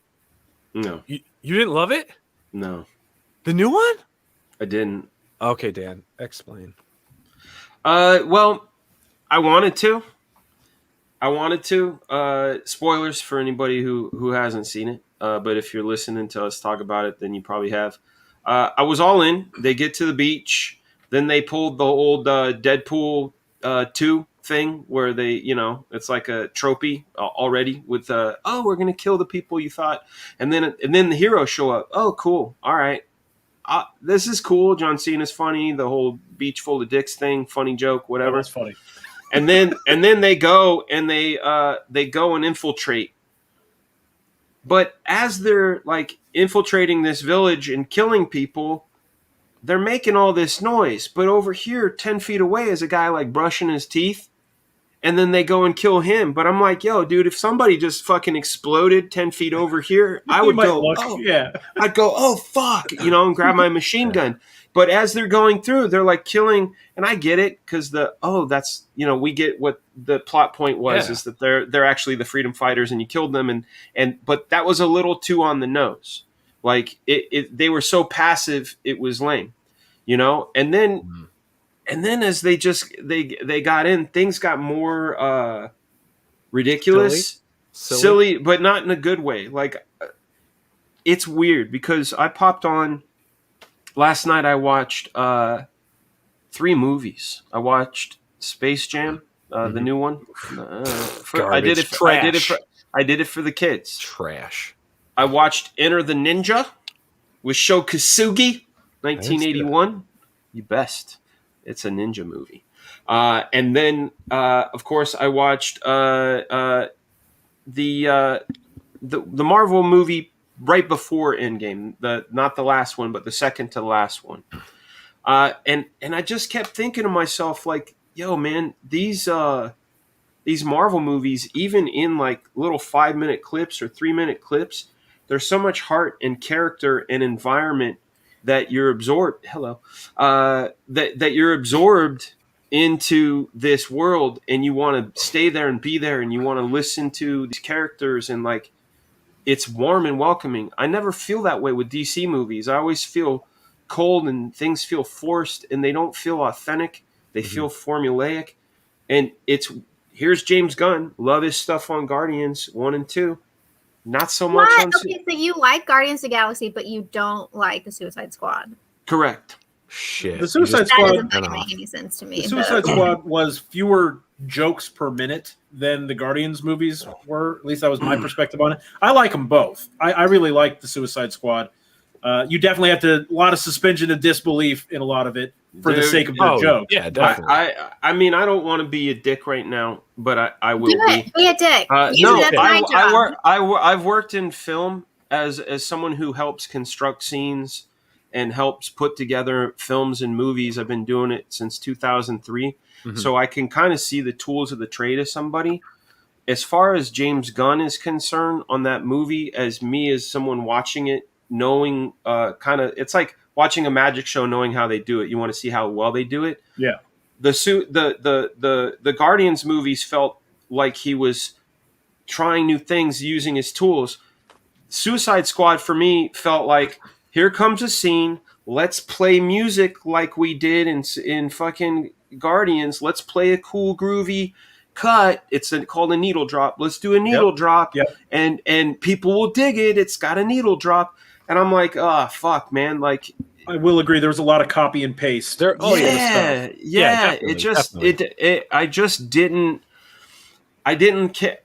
Okay. How do you say his name? Is it Idris or Idris? Idris Elba, fucking amazing. Stole the movie for me. He was great. Oh yeah, I love he was everything to me. I love that Weasel character. I wish they would. I wish Weasel was in the whole. Played by Sean Gunn. Played by Sean Gunn. Yeah. Yeah, I wish Weasel was in the whole thing. Yes. John Cena was okay. I really like John Cena in it. Him, Bloodsport, and Peacemaker were the highlights of the movie for me, for sure. Oh, yeah. Especially their dynamic with each other. Yes. Yeah. He does what I do, but and he says, but cooler. Like I love that whole dynamic. And the other thing that drives me crazy that they do in James Gunn, it's a tropey thing again. And if you didn't notice it, guys, go back and watch it. He likes to let his actors have snacks. Like you'll notice people eating chips or like someone chilling and they're always having like a snack, and it's his way to kind of tie it into reality. But it just, to me, I'm like, oh, it's the snack thing again. Yeah. So the issue that you have with it is that it's James Gunn troping on James Gunn. Yes. Yeah. But then Yeah. that makes Guardians of the Galaxy bad because he's just repeating the same thing over and over. Well, and that could be why Like, just I because didn't it was the like first time he Guardians. did it doesn't make it better than I the like third time he Guardians. did it. I didn't like Guardians 2 as much as I liked the first Guardians. And Copy that. that. May be because Yeah. of a lot Copy of people, that. it's more of the same. Yeah, same. Exactly. I love Guardians 1. I liked Guardians 2. But when I came in with the Suicide Squad, I think even though it is, again, like a lot of copy-paste, comparing it to the other DC EU movies, this was just so much more fun Yes. than the majority of those other movies. I think it was the best DC movie of the 21st century. Everything. That first Wonder Woman was okay. Yeah. The first one. Yeah, I- for me. I enjoyed Aquaman. I enjoyed Shazam. The rest of them, I'm just kind of really lukewarm on. Actually, I'll take that back. I liked Man of Steel as well. When that came out, but that was 2008. Now that's a long time ago. I haven't liked a DC movie since Christopher Nolan. Yeah, and I don't even associate those with I know they're obviously a DC property, but But they're you're just right. such their own league. It's not part of the Snyderverse. Yeah. Yeah. You know. Well, I mean, but then you need 4 hours to make it good. Oh, sorry, my bad. Stallone Shark is fucking awesome too. Stallone Shark was awesome. I just can't imagine asking Sylvester Stallone to say "nom nom" as many times as they did. Nom nom nom. This is Rocky. This is Rambo. Yeah. Nom nom. Yeah, the Stallone Shark was great, but and a lot of the set pieces were cool. The falling tower with the floors and all that. Again, a lot of really cool things, set piece wise and moments. But as a whole, you're supposed to suspend disbelief in these things. Yeah, but there's a certain level. Like I said, the first thing to take me out was that village attack, and then it was just trope on trope and disconnected things and forced jokes. Otis, who's Otis? Or whatever, Owen, whatever his name was. Yeah. The guy who died. I think to me that was what was it? Deadpool had that just random guy, right? Yeah. Yeah, that's where I felt like that came from. Otis. The Dopinder character. Yeah. Yeah, I thought it was fun. I had some good laughs. I like that kind of stuff. Milton, there you go. Thank you, Skeezy. That's right. I had two big issues with this movie.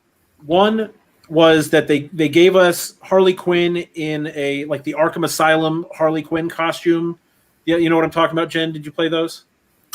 Yeah, I guess to me it was kind of like that, but also the Amanda Connor version. Yeah, that too. Yeah, Yeah. A lot of similarities there. They gave us that costume and then took her out of it and put her in a big froofy dress for the majority of the movie. That was a disappointment. And then also the whole Harley Quinn story arc felt the B plot felt it was tacked on. It felt like it was from a different movie entirely.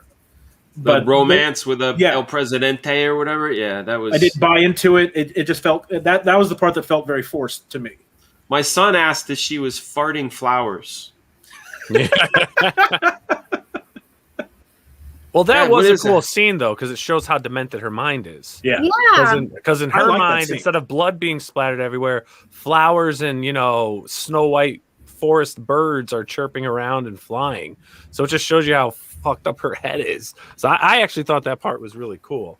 Because there was a lot of gore. It was a pretty gruesome. That was fun. Movie. The gore was fun. That was fun. We got another $5 super chat from 200 Watt Studio. Suicide Squad was Gunn 100%. Guardians of the Galaxy 2 was Gunn 100%. Guardians of the Galaxy 1 was 40% Gunn, 60% the co-writer of the original script, which had the heart and structure.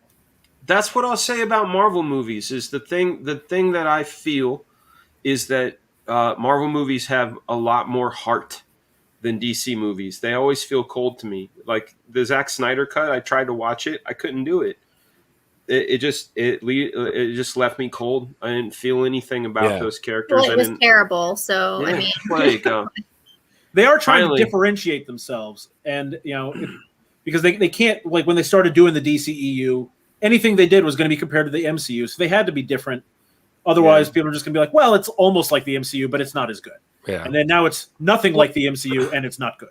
Well, their biggest movies are like Superman 78, right? And like, you've got the Batman movies, which were, the best ones were Tim Burton's, and they were dark for the time, so DC always had, then you had like the Dark Knight and stuff. Again, not in the realm of like the MCU movies that more had, like, I would say more popped with color, where the DC movies always just seemed to be darker. I mean, even like the Flash series that they did for one season, which I freaking loved, it had that Burton, Tim Burton style, darker themed alleys, the alleys were always dark and wet. And, they kind of have like DC's the dark realm, Marvel was the light. And it's even the universe still, to me, the movie universes, the Marvel the movies are brighter, the DC movies are darker.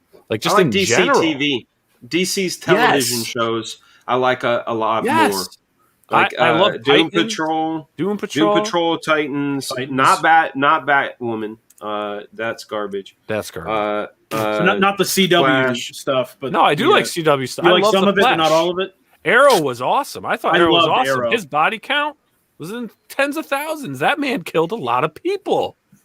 He's fucking badass, and he can sleep with himself. I loved Arrow and I love Flash, but outside of those, I didn't love the CW ones quite as much. Did you watch Stargirl? I haven't yet. You should. I kind of like it. You should. I storyboarded a whole bunch of this new season. You should check it out. Check out Stargirl. Yeah. Okay. Yeah. I heard the sophomore season kicked off really well. It's good. There's some tings. Yes. I want to ask, what did Jen think of the Suicide Squad? It was okay. Like, it was Guardians of the Galaxy. Like, it was the same fucking. I didn't hate it, but that's the thing is, I didn't hate it. She didn't hate it.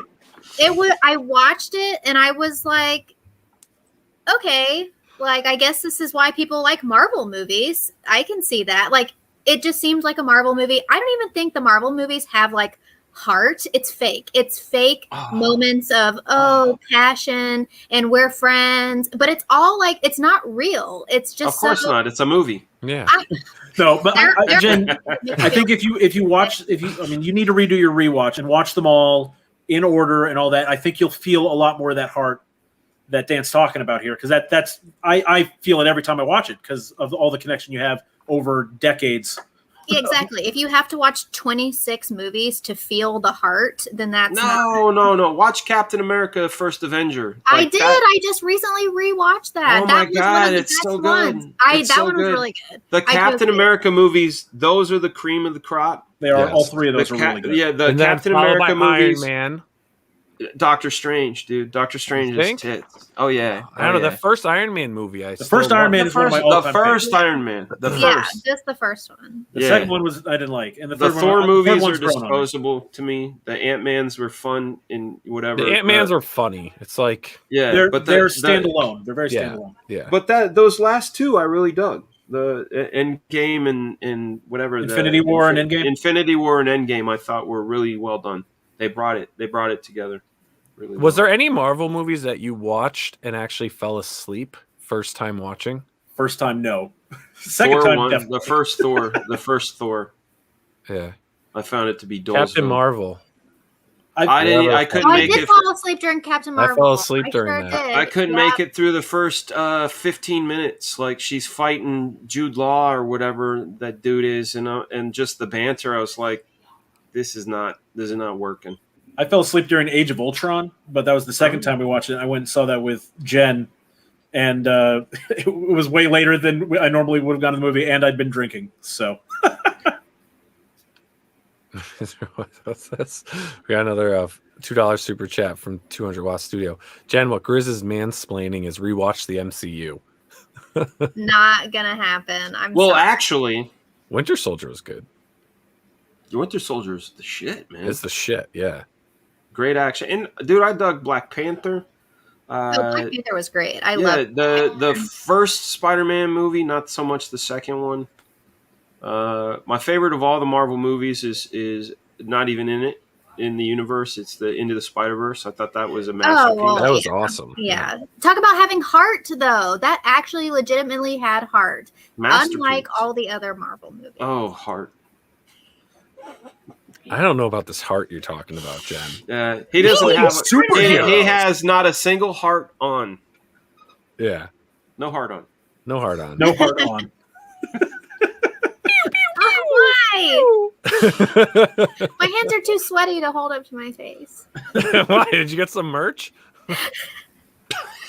What does that mean? When do you say when that? she gets merch, she gets excited. She gets really like, excited I just about got this merch. shirt. Oh, I'm sweating. I love merch. And it's like kind of creepy because you're like, I just got this book today from this band. I'm sweating so bad because I got this merch today. Like, why are you sweating? Oh shit! Somebody needs to get her one of those Japanese fans. You know? Yeah. Ooh. She'll flip it open. Yeah. When Stephen was in here, I was like, be cool, be cool. No big deal. It's fine. Don't say anything stupid. Instead, he just stood there and stared at the screen creepily. What fun. What fun. I'm telling you. If? So are you storyboarding any other shows right now? Are you working on anything? No. In fact, I've put a hiatus completely on any storyboard work. I've turned down a whole bunch over the last month and a half. I'm focused 100% on Black Flag. Yeah. Dude, the pages you're previewing. Thanks, inspiring, dude. Like, oh my Thank God, you. the detail is unbelievable. If you guys aren't following Dan, you got to follow him. On Twitter, Facebook, wherever you're at, Instagram. Dude, the pages are freaking unbelievable. How far along are you into the book? Well, the whole thing's laid out. A lot of it is laid out on the board. As far as the heavy lifting, maybe about a third. I'm trying to get everything done by next month, probably late next month. But as you could see, the detail, sometimes I grossly underestimate how long something will take. Like today, I had to, I drew this character getting her guts ripped out. And I looked at it and said, about an hour and a half. But it took like 3 hours, just that one character. So drawing guts is tough, It's a lot of Do you detail. look at reference? What's that? Do you look at reference photos? I don't. Most of the time, it's there. It is. Look at this. That's it. That's the Holy one. shit. Look how Yeah, detailed that is. Holy Yeah. smokes.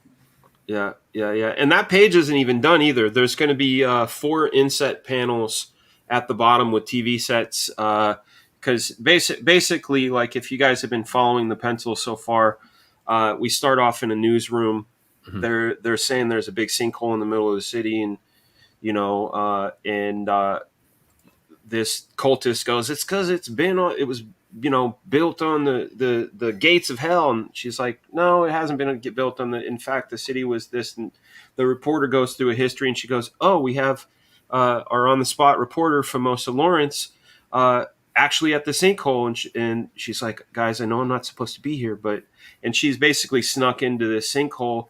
And she's got this like flying drone. And she's like, man, if I only had more light, we can look deep into the hole. And then she's hit with these big bright lights, and she's met up with these big giant mech things called landstorms. And they're like, you're in a restricted area and you need to leave. And she's like, this is a municipal problem. What is the military doing here? And they're like, you need to leave now. And then one of the guys says, sir, that's it there. Sir, the object's approaching 30 meters. And she goes, you're just trying to scare me. It's like, no, lady, you need to get the hell out of here now. Something big's coming, and it's coming now. And she's like, I'm not going to deal with this stuff. That's the new page. I'm not going to, listen to you guys talk to me. And he's like, get the fuck out of here. And she's like, fuck you. And then she gets ripped in half. And then there's a bit of a firefight. And then the televisions go to static, and then that's when Black Flag arrives, and we get into some very out of this world, crazy, super intense action with bullets and tech and mech and violence and clever things and heart. JVG. There's heart? We'll see about that. I'll be the judge of that. Okay, is there heart in this? There is heart. There's going to be a lot of heart. I think there was one coming out of that woman. Yep. There's gonna be hearts and kidneys and gallbladders and all kinds of fun. Lovely. Look there. Yeah.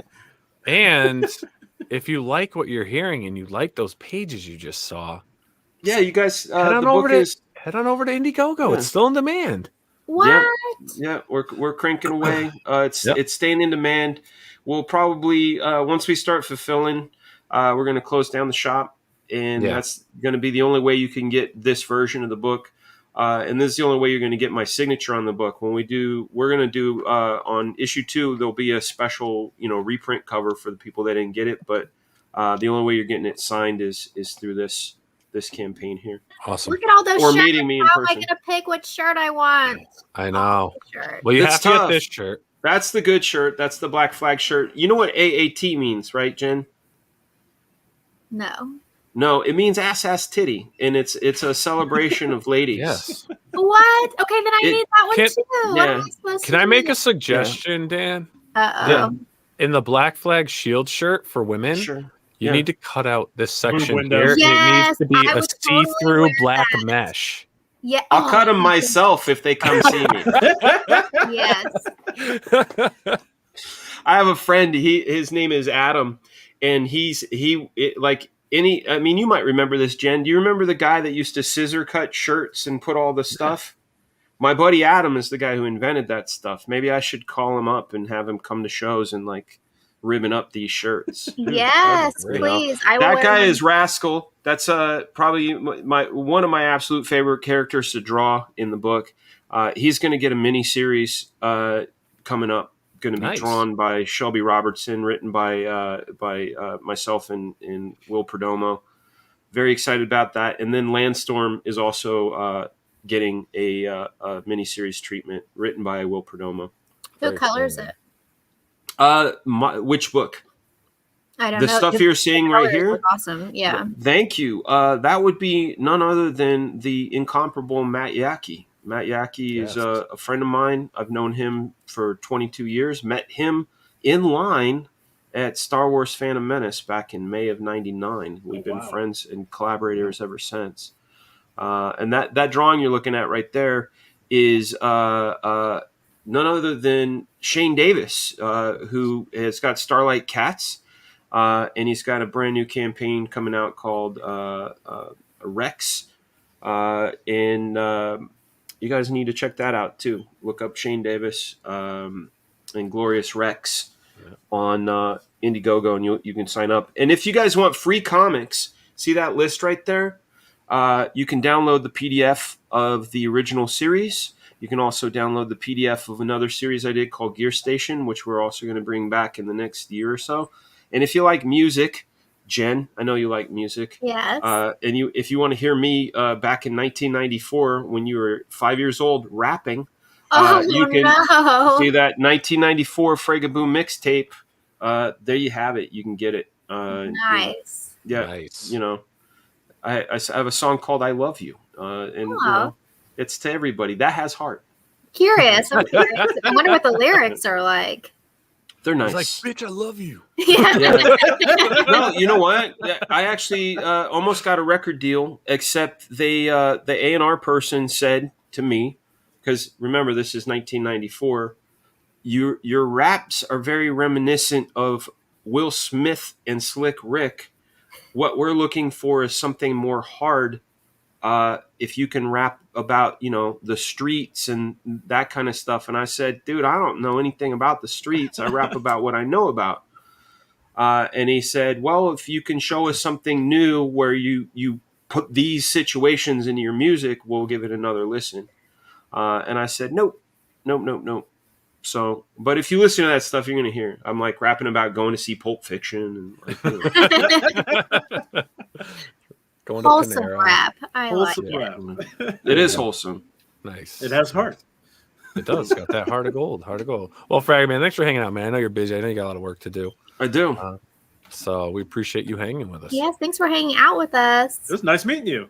Yeah, nice to meet Oh, you that's too, right. Grizz. You haven't never met. You I never hadn't met met him. No, I get to No meet shit. Grizz for the first time. Yeah. No, Adam Lawson. Where's Adam tonight? Adam had a baby boy. I He's know on he maternity leave. I know he had a baby. Congratulations. He's going to be starting to work his way back in. He came on, was it last week he was on briefly. Last week he popped on for a little bit. It was a little It's surprise. a big responsibility, man. It's the best responsibility in the world. It's tough. It ain't easy. No. No, I wish I was a baby. What's the best part about being a baby? Boobies.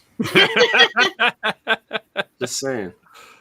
That's No, just it's guilt free. Like we had a friend whose little girl was breastfeeding, and like the kid just like literally pulled my friend's boob out in the restaurant, like no cares, just boom, grabbed the boob and started working. And I'm like, damn, kid, like I wish, like that'd be badass. Yeah, you're frequently at a restaurant, but and it's you're your like, mom. I don't know. Yeah, that's true. That's true. No, you're right. You know what? Yeah. You fucked it all up now. I just fucked it all up. Now I don't want it. I don't want it. that. You don't want no. that. You're better off pretending to be like a little senile and just. I have a new rap. Chicks. I have a new rap. Gilligan's Island? Yeah. My favorite. Gilligan's Island. I don't know if I did one about Gilligan's Island. I did every now and then I just come up with lines because my book, when you get the Black Flag book, when the book ships, you'll be also getting a link to a new mixtape, which I've been working on. You can get the instrumentals, but this new stuff is naughty. I say things like, what did I say? I came up with this line this morning. I'm shaking my head. It's what your mama gave me. Oh, I gave her something too, but you can't shake a baby. That is. So these are some of the new lines. No more heart. No, it's all Now he's ready you to might get talk that about deal the now. streets. You might be getting that deal now. Yes, yeah. It's a little late. He's like, now you're old. Be young and we'll talk again. I'm like, fuck, God damn. Like shit. Yeah. But they're nice, man. Cool. When's that? Well, when's thanks that for LP having me, dropping? guys. Thank you for Yeah, you're having welcome, me, man. You're Grizz, welcome. pleasure meeting you. Nile, thanks for having me. Jen, Always. God damn, this is the best look ever. Thank Excellent. you. Well Thank done. you. Well done. I Yes. appreciate it. I'll see you guys Agreed. soon. If you guys chat, if you enjoy my presence and my humor, right here, Fragaboom, just search that on YouTube. On Instagram, it's Couchdoodle, COUCHDOODLES. And we'll have some fun, and you'll see new art. But I want to thank you guys again. Thanks for having me. Yeah, man. Great seeing Matt Hawkins. That's my homie. Known him since day one. So good times. I'll see you guys Very soon. All right, Bye. have a good one, Dan. Thanks. Bye, guys. See Bye-bye. you later. I love hanging out with Dan. I know. I love hanging Fun out with him. stories. He's awesome. He's awesome. Grizz, where'd you go? There you are. I'm there you trying go. to get my camera to refocus. It's not doing Put your it. hand up That's what I was and doing. then pull it back slowly. Hey, I'm back. Good, There you good, go. good tip, Nile. Fucking rookies. Jeez, man. Oh, This is man. unbelievable. Unbelievable. You know what's unbelievable? What if? That animation blew my fucking mind. What if? But the question really lies. What if Grizz hated Pokemon? Boy, that would be a real what if story. All right, What Jeff. if Nile Wait, no, Scala wait. Batman? Oh. All right, Jeff. If you hated Pokemon, what would be your least favorite Pokemon? Well, I mean, I could probably come up with my actual least favorite Pokemon, and that would be the reason I would hate Pokemon. And that's going to be the 3 Pokemon that are based on ice cream cones.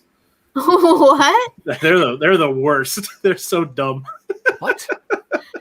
That sounds Vanilla, horrible. Vanillish, Vanillux. So stupid. They're literally just like they're ice type Pokemon, and they are ice cream cones. They're ice cream cones? Yes. They They're are running so out of dumb. ideas. They're running out of ideas. Also, a horrible Pokemon, Klefki. It's a set of car keys. Like, is it supposed to be, or just It's a sentient key ring with keys on it. Klefki. wow? Yeah, they're running really out of ideas. desperate Yeah, they're for running out of these ideas. new Pokemon. Oh, we got a $2 super chat, 200 watt studio. Fraga's rap stage name would have been Little Senile. I'm not little, but you can see me. Get it? Senile. Fucking guys, screw it. What if Jen was in a K-pop boy band? Do I No. look like I am now that I've got boy short hair? Do I look like I should be in the K-pop group? No. You can do whatever you like, Jen. Thanks, guys. I appreciate that. Can we do this one now? Yeah, Yes. what if Nile Scala was Batman? Hell yeah! With Nile Scala's fucking Batman. These Hold came on. out great. Oh, they didn't I ask what if you were fucking Batman. They asked What if you were fucking Batman? Look at the symmetry. It lined up so And I made. well. I feel the love. It did line up really well. Did you have to do Yeah. anything to do that, or did it No. just really? It was just like that perfect. Dude, me and Michael Keaton have the same lips. You kind of do. We kind of have the look same how awesome lips. that is. That is awesome. Good for you, buddy.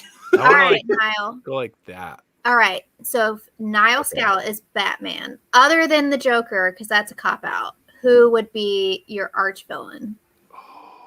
Condiment Man. One of Batman's foes that gets no credit.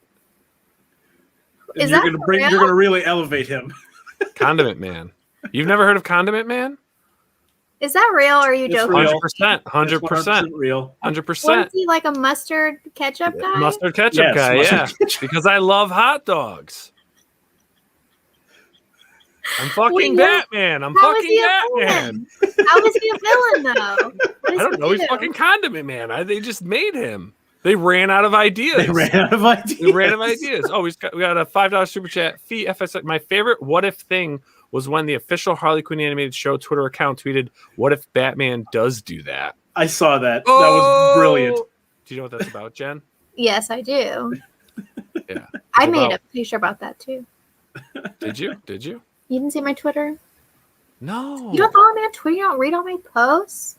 No, I don't. No, I He's do straight if up I'm lying. tagged in them. I did not tag you in this picture Oh, of me. Well, that's no fun. Then I don't care. I don't care. What if Jen was the Oh, first no. Avenger?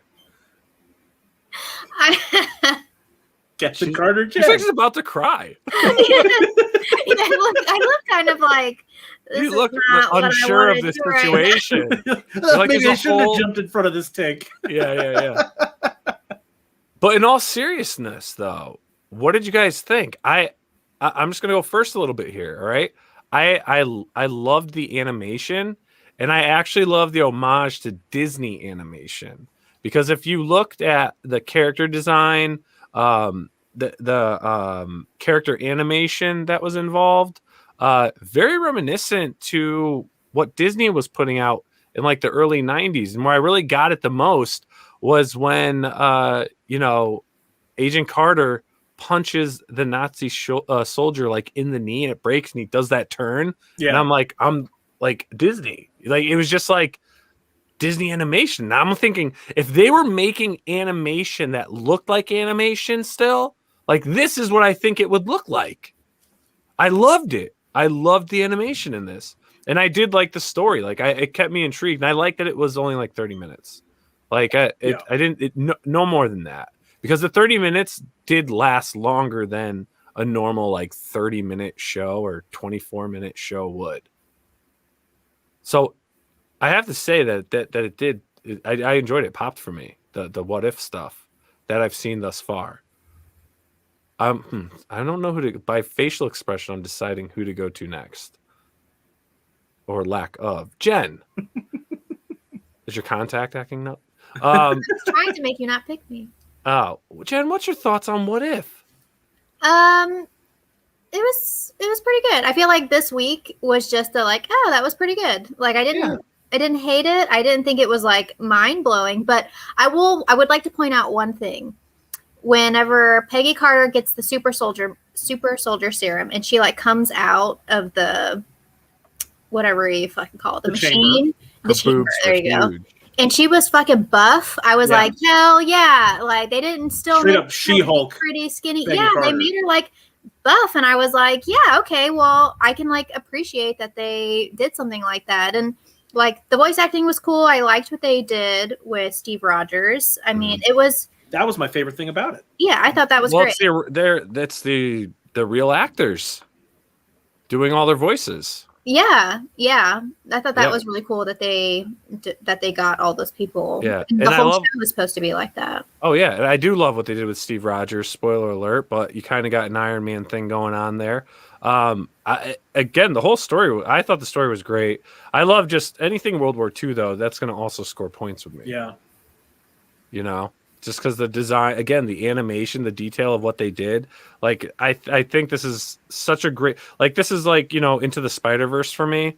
Like kind of has those vibes for me with this. You know, it's like part of the MCU in a way, but it's not. It's definitely a cool standalone. Like, good, give me a break from Loki and WandaVision and all that shit. Just give me, each episode is going to be something totally different. I don't have to catch up with 20 years of movies that have no heart. Obviously, we learned. Well, I mean, talk about the heart. Like this episode had more heart than all of the other like Guardians of the Galaxy or whatever. Like and the combat was actually really good. Like Peggy Carter was kicking ass. Like it wasn't just like some dainty female. I mean, that was Captain America moves. It was they really did a good job with that. For sure. It's CGI. It is CGI. Yeah, it is CG, but it's very well done CG animation. I'll admit, when I first saw the artwork in the initial trailers, I was a little skeptical.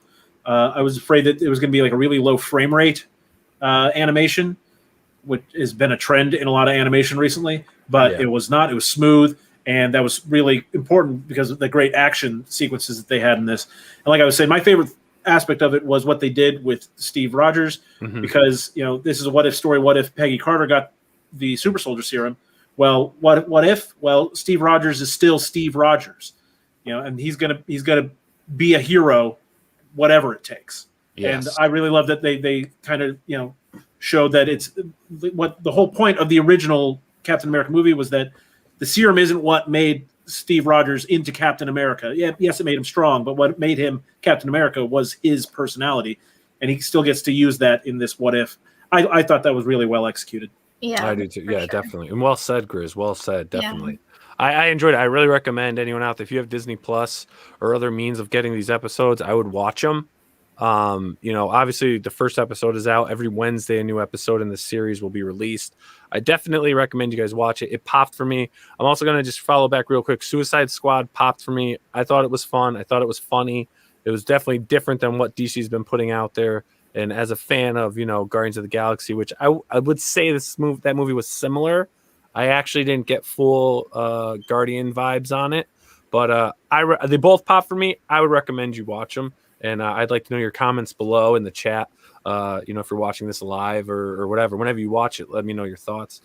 Jen, for Suicide Squad and for What If, what popped for you? What didn't? Yeah, I guess honestly, Suicide Squad popped for me. I didn't have very high expectations.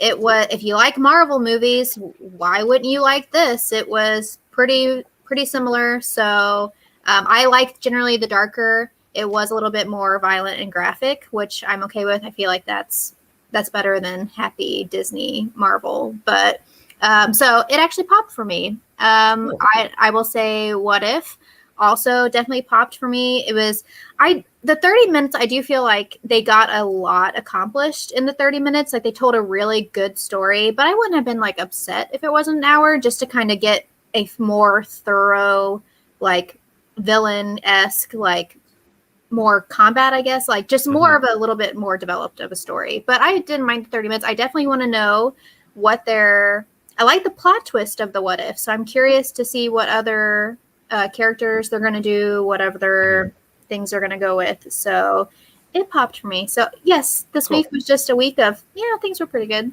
Things were popping for JVD. I know. Yeah, that's so weird. It's so weird. That's so weird, but I must have been in a really good mood this week. She's a happy little sponge. All right. Now I wonder let's see what we got with the Grizz. What's happening with the Grizz on all these? I mean, you can tell from how I was talking about it. They both popped for me, for sure. I'm excited. I'm very excited for more What If. Yeah. And I would be excited for more DC EU movies if they were more like this. DC EU just needs to pick a style of movie and stick with it, for good or bad, and either run it into the ground, just pick one and stick with it. All this jumping back and forth between fun and dark is not working. That's not, but that's Yeah, but that's every like character is MCU though. different. They Like have like yeah. you got to go with the character. I'm talking about like for their universe, like the whole DCEU universe is dark. It's shot dark. Everyone's more brooding. All of that it's just, that's what their whole thing has been. And then except in Shazam, which was much more happy-go-lucky, and then in Suicide Squad, which was a much brighter movie. And just Birds even the way of it was Prey. shot. Did you not watch Birds that? of Prey as well. Birds of Prey as well was much. That's what I'm saying. But that's because it's a Harley Quinn character. You're not going to make her It's a dark garbage. and brooding. It's going to be a totally different vibe from the movie to movie. Batman versus Harley Quinn, totally different characters. I feel like they just need to find themselves. To me, that makes the universe feel disjointed. That you need to have a tone for the universe and then fit the characters into that universe, not change the universe for each character. Yeah. No, so you don't think Doctor Strange should be a horror movie at all? You think they should just keep it a basic, normal I think there's a way to do it. story? I don't think it's going to be as horror as I think it'll be more horror than previous Marvel movies, but I don't think real horror fans are going to think, oh yeah, this is a horror movie. Well, the intention was for Let's it to be nuke it. more like a thriller, but great. Thanks. That One doesn't on make one. Anyway, I could not disagree. Grizz, more, take it but- home. Sorry. So King Grizz was a happy boy this week. King Grizz was a happy boy. Yay! Awesome. Well, I'm glad everything popped this week, everyone. Everything popped. All the as movies far and as TV did. movies. Yeah, ready, fight. Finish him. Fight. I love it. I love it. I love it. Flawless victory. We have such a fun chat. I love our chat. We have a fun chat. So, that was it for that, right? That's it for the movie. Fatality. Yeah. Yeah. Fatality. So we jumped into some comic books this week. I gotta say, I was like, there was some stuff that came out, but I wasn't really impressed with this week's pick of books. Nothing really popped out at me. Even the things that we read, Well, they were the best of the best, I think, that was out there. I think we made the right choices. I think we made the right choices indeed. I think we made the right choices indeed. And for those of you, the first book we have, written by Scotty Young, okay? And, Strange Academy, I thought was fantastic. Scotty Young, Humberto Ramos, great book. Scotty Young's really getting into the realm of writing. He broke out big doing his variant covers, doing his child baby character variants and things. And now coming into this whole world of trying to do some more serious writing. It's like when Jim Carrey or Will Ferrell decide, hey, I'm actually going to do a serious movie, but it's kind of working for him, for Scotty Young. And so we read The Me You Love in the Dark. So let's bring that up here for you. So I love the interiors are actually really awesome in this by George Corona. Scotty Young is the writer in this book. It didn't have a boatload of dialogue, but I like where it went. I actually liked where the story went. I think this is going to kind of be a cool read because if you can kind of catch it, we kind of got this haunted house on the hill vibe up here, right? And you can kind of get all right, it's going to be something a little paranormally. And that's what you basically get. We've got, an artist that has some form of creative block, trying to get away outside of her normal world to go and be creative again and to create new content for her gallery and whatnot. So she decides to rent a house, and one that apparently, from what her realtor is saying, is haunted. So they kind of set you up for this, introduction of, okay, if this house is supposed to be haunted, blah, blah, blah, okay, ghost, do this. Come on, help me out. Give me some inspiration. And then, all of a sudden, hello, and the ghost is here. And it's like, oh, shit. So I think it's done pretty well. I mean, Jen, what were your thoughts on this comic book? Again, it was pretty good. I feel like you didn't really get a lot of the plot from the first issue. You're still kind of okay, where are we going with this? What's going to happen? And my always thing is you only have 5 issues, and since nothing really happened in this one, you're all right, what's going on? What is this book about? But I really liked the art direction. I thought the colors were really nice.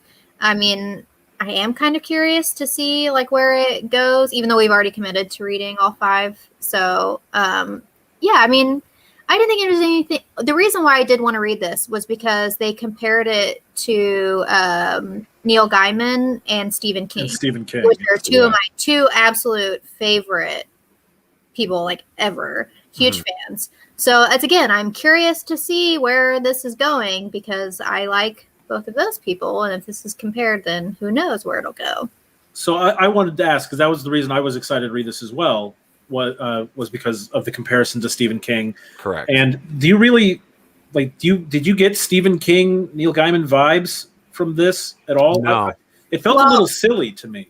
No, I don't think it's silly, but like Neil Gaiman, not all of his stuff is like man, I can't remember. Sandman?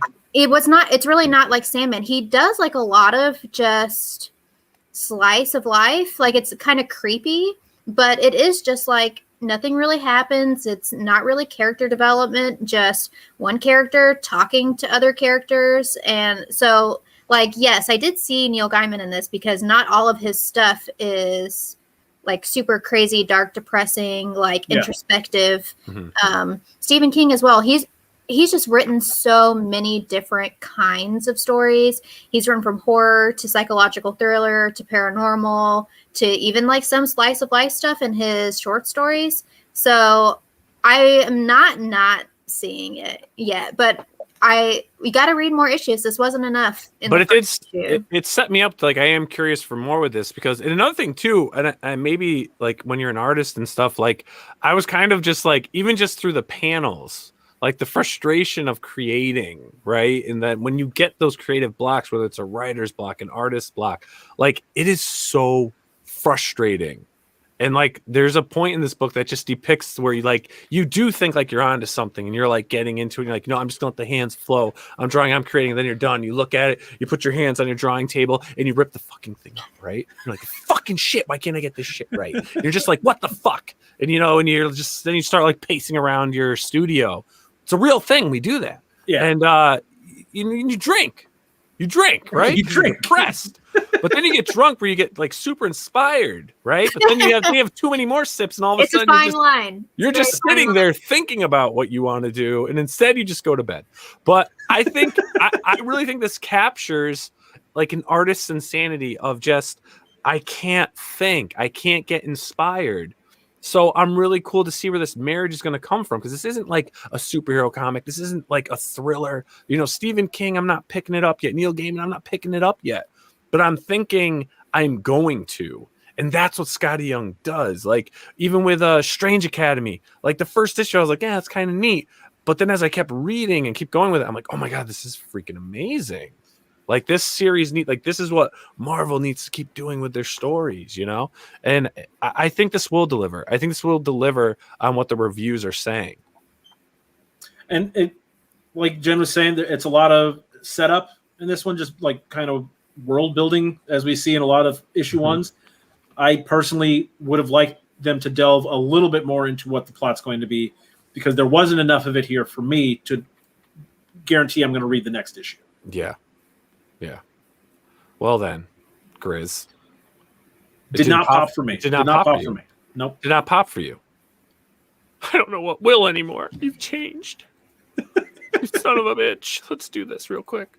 All right. There you go, everyone. Now everyone feels better. Now everyone feels better. Everyone feels better. At the expense of me. That's fine. That's fine. It's okay. Right? We're all friends. Did it pop for you, Jen? Yeah, Jen. You didn't say if it popped for you. Hated it. It didn't not pop. So I'm gonna you said we weren't allowed to do that. That's why I just said. So I'm gonna say it did. It did pop for me because I do want to continue reading more. I am curious where it's going. Okay. So she's committed, folks. She's committed to reading more. So the plan here. Well, no, I'm gonna do this after. Hang on. Yeah. I'm not telling the plan yet. However, speaking of a nostalgic fucking episode, huh? Yeah. We had a fucking reunion on the show we weren't expecting, right? We're hearing stories of fucking 1994. I don't even know. 5-year-old Jen. Yeah. I was 10-year-old Nile, right? 1994. I'm 10. I'm playing with Legos and action figures still, reading comics, reading giggling because she's naked when I open the book and my mom's going to steal it from me, but I don't care. And the one thing I do love the most in 1994 is Batman. Okay. Batman is God to me. He still is. I love Batman. You can do whatever you want to him. Whatever you want. I don't care. I'm still going to love my Batman. And folks, it's 1989 again. Where's your loved ones? Fucking in Gotham City. Right here. Batman 89. Another mini series here. We're back. We're in Gotham City. I have mixed emotions about this book. Yeah? I do. I just you know what? I'm gonna my eyes closed. Where am I going? Where am I going? Where am I going? Where am I going? Where am I going? Grizz. Well, we're both below you. Well, in my mind, there's two levels here. Gotcha. Okay. Grizz, kick this one off. Well, okay. So, I mean, this is taking place in the universe of the Michael Keaton Batman movies, which means that we have Billy D. Williams as Harvey Dent. I know. Yes. I was How like, awesome. That was so cool. I'm really happy that they continued that, because obviously he was in the movie, but not for very long. Yes. So, because they were setting him up, he was going to be obviously in future movies, and then they didn't use him. But so I'm really glad that they did that, and which changes, and they changed the backstory of Harvey Dent pretty significantly to make him correspond to, you know, the character that Billy D was portraying, which I think was pretty cool. And it does, you know, kind of set apart this version of Batman, this version of the universe. But I the story was just kind of fine. Nothing really exciting happened in issue 1. Nothing too exciting. What do you think, Nile? I don't like the interiors in this book. I feel like it's a disservice to Batman 89. I feel like they could have done better. I feel like it's on the cusp of cartoonish caricature style to like give me like, I want like fucking Batman 89 drawn by Greg Capullo. Like, give me that. You know, I feel like because it's such a dark movie. You know, it's silly to us now, but Batman was a dark movie. Like, Michael Keaton was a scary mother effer. Like, you didn't mess with that. This was silly to me. I thought it was silly. I love Batman. Batman's God to me still. I love him. But I felt a disservice for some reason with this. Now, maybe it gets better, but for the first issue, I was sorely disappointed. Batman 66, I was like, Batman 66. You look at that animation. You look at the illustrations in Batman 66, and that's Batman 66. That works 110%. This isn't Batman 89. This isn't Tim Burton. The silliness. This is Batman and Robin. That's what I was going to say. It's more like the Schumacher. Yeah, this is Schumacher. This is not Tim Burton. I'm sorely disappointed. Jen, Batman is one of your favorites of all time. How did this make you feel? Yeah, so my first introduction to Batman when I was 5 was 89.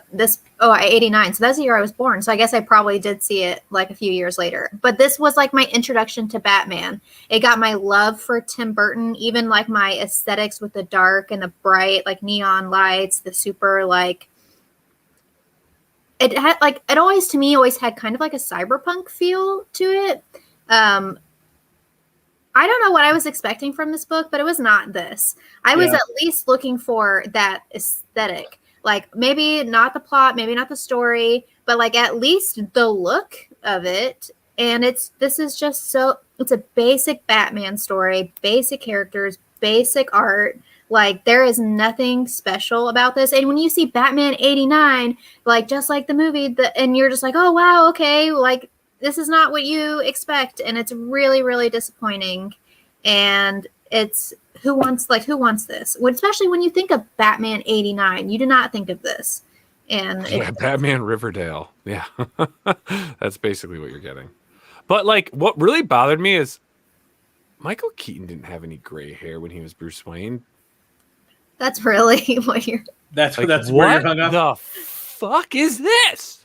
Well, so like this is set in the Batman 89 universe. No, how many years after? No, I will not accept that. You're gonna call this Batman 89. This is Batman 89. The Joker is still rampant. They talk about the Joker. Well, so if it's in 89, so that means it's pre Danny DeVito Penguin. Yes, it's this is before Catwoman. Batman Returns, before Catwoman. Okay. Yeah, he shouldn't have gray hair then. No. And it's curlier than that. Jeez. I don't know. I didn't. All right. So it's a hard one to recommend, but we've committed to something on this. Yeah, we series. committed it. So we picked 2 comics tonight, right? Both of them are, well, actually, this is 6 books according to this cover. Yes. Where the previous world said it was 5. So they have an error in the previews catalog. But we're going to read all of this moving forward. We've reviewed issue 1 of both series, The Me You Love in the Dark in Batman 89. And we're going to do a recap on this. So we're going to continue onward with these books. We are going to read the rest of the series, and we're going to do a recap. What are our thoughts after reading the final issue in the arc? And then, are they the same? Are we still disappointed, or do we still love it? For me, I think I was really banking on 89 to be the winner, the gold medalist. Like, heck yes, Michael Keaton, let's do this. Oh, fuck. Just damn it. Yeah. I got screwed. It made me sad. So we'll see. Hang in there. And I want you to join the journey with us. Suffer with us, okay? Or maybe it turns around and we love it. Bingo. We'll know. It's funny. I'm like, we're going to do that. That's like a 5-6 month journey because it's like 1 issue a month. So we'll see. We'll see if we can hang in there. So those are the comics this week. I definitely, I recommend. Do we need to pop or not on this? Oh, yeah. I'm still talking. Sorry. I definitely recommend that you guys check out both books. Give your opinions. For me, Scotty Young's book popped. Batman 89 did not. Jen? Same. This book did not pop at all. It was definitely the lowest rung on the totem pole this week. Grizz? Neither popped for me. Okay, Grizz. Wow, double header. That makes for a sad Grizz. At least they have the best Batmobile in Batman 89. Agreed. I love that Batmobile. What's your favorite Batmobile? Animated series. Jen? I don't have one. Yeah, not the Christopher Nolan one, not the tank. The Tumbler. Yeah, I don't like that. That's pretty badass, but it doesn't look like a Batmobile. It doesn't look like It a doesn't bat. look like the Batmobile. You need the little swoosh. Yeah, They need the fins. You need the fins, the little bat fins. So, but before we wrap up tonight, we got some pop discoveries, okay? And I'm gonna go first because mine's short. So there's been a lot of talk, and there's talk about this service that's going around. And I did research into it. I dug into it. I have an episode that we were supposed to do this week. There's a discussion panel, but it didn't happen due to conflicting schedules with my panelists. But it's about Substack, okay?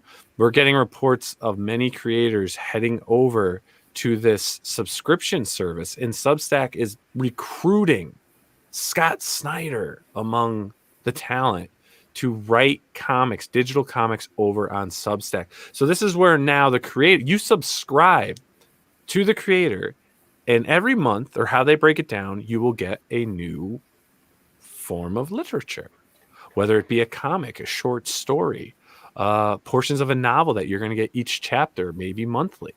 However they want to do it. It's a subscription service. And some of the biggest names have been saying that they're gravitating over to this. So again, this is really new.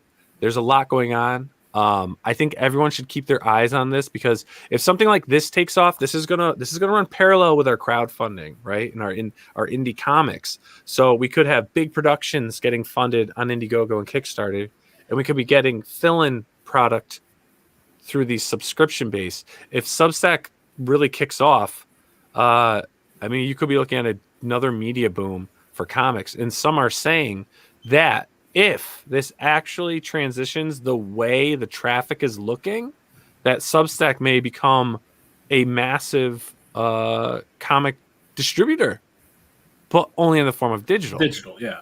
And direct from the creator. So it's not a Marvel, it's not a DC, it's not even an Image or anything of that nature. Previews. It's obviously Substack. It's straight from the creator, straight from the horse's mouth. Scott Snyder does a book, boom, it's right there. He does his new stuff with Greg Capullo could be on here. You're getting that weekly. Sort of like a webtoon, Cat. Yes, some similar, kind of like a webtoon. But you have to be fully subscribed. I don't believe there'll be any super browsing of any kind. You kind of just have to go in, find your creator, and set it up. But this is something to keep an eye on. We are watching this. We're watching this, right? So, something to look forward to. Something that might bring some cool content and allow some other creators to maybe get a bigger voice. So, bookmark Substack. Keep an eye on it. Google it every now and then.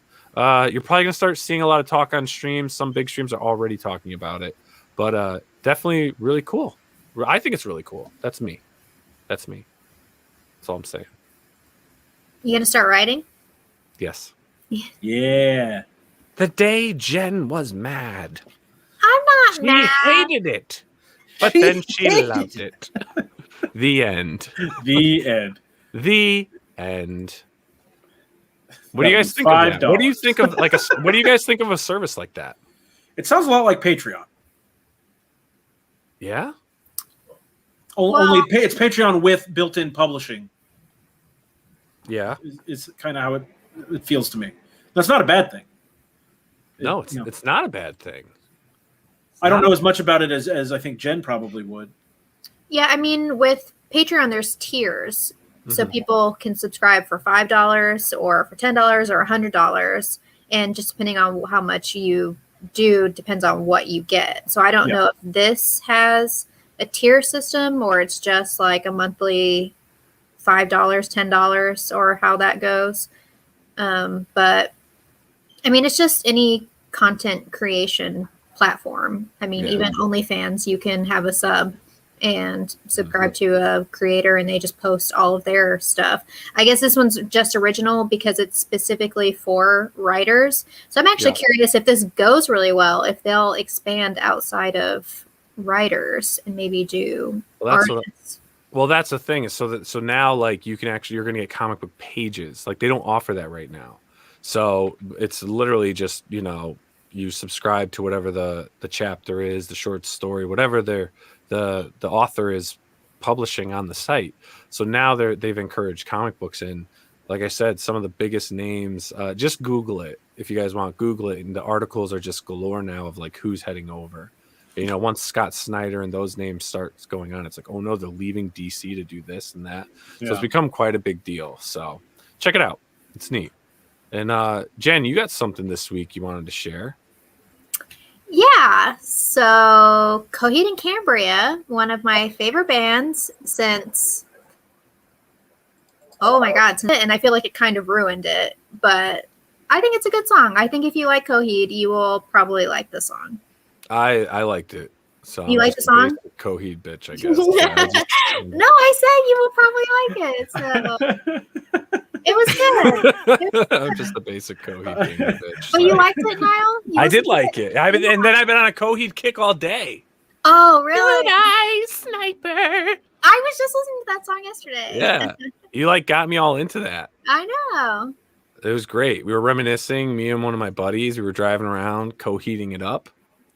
And then all of a sudden then we started talking about like all the shit we were listening to back in like 05 to like, about 05 and then we got into then we were playing Perfect Circle. Oh yeah, for sure. Which album? The first one. I forget. Yeah, Murdered Moms. Yeah. But I kind of was listening to it and I was like, let me change it. I don't know. I was just like, I don't know. I was just in a Coheed mood. Like I want the 7 minute guy with really high pitched voice who makes comic books. Now does this fall in? Is this like gonna follow their book, or is this just, do we know anything about Shoulder? Yeah, I don't know. I guess it's a single. They haven't announced like a new album or anything, so I'm not really sure. I assume it's gonna fall into their story somewhere because all of their other stuff does. Like they're even like the Afterman is like prequels even to like Second Stage Turbine Blade, and they release like their comic book, they release short stories, they release all kinds of like other types of media to go along with their story and their music, which I think is really cool that they're one of the only bands that I can think of that really does something to that extent. So I assume this will have something to do with the story, but they haven't said like where. Gotcha. Because you read their comics, right? Mm-hmm. Yeah, I have the first 2 trades, and then I've read some of the Afterman short stories. But you have to like bootleg those because they were only little books that they gave like with or they sold with I think like the actual CD. So it's really hard to get the like short story booklets. So I had to bootleg that. But what do you mean you had to bootleg them? Like, what did you have to do? I don't know. What the fuck is that noise? Is that like your washing machine? Is it on the spin cycle? What the hell was that? Suddenly my mic turned up a lot. Like I don't know. I think that might have been me. Oh, sorry. Shit. You got a ghost in your house that loves you? You starving artist? It keeps turning up the volume. No, it's like no shit. It does. That's creepy. That's freaking creepy. So we're gonna jump into your little pop discovery for the week. Okay. Well, I just want to say I only know Welcome Home. How compare it to Welcome Home? It's got a sing-songy chorus, but the instrument, I'm telling you, it's a little bit more metal than like all their other stuff. There's a guitar riff in there that is like so good. So I don't know. It's not really your type of music. I don't know if you'll like it. I love Welcome Home. Well, he doesn't.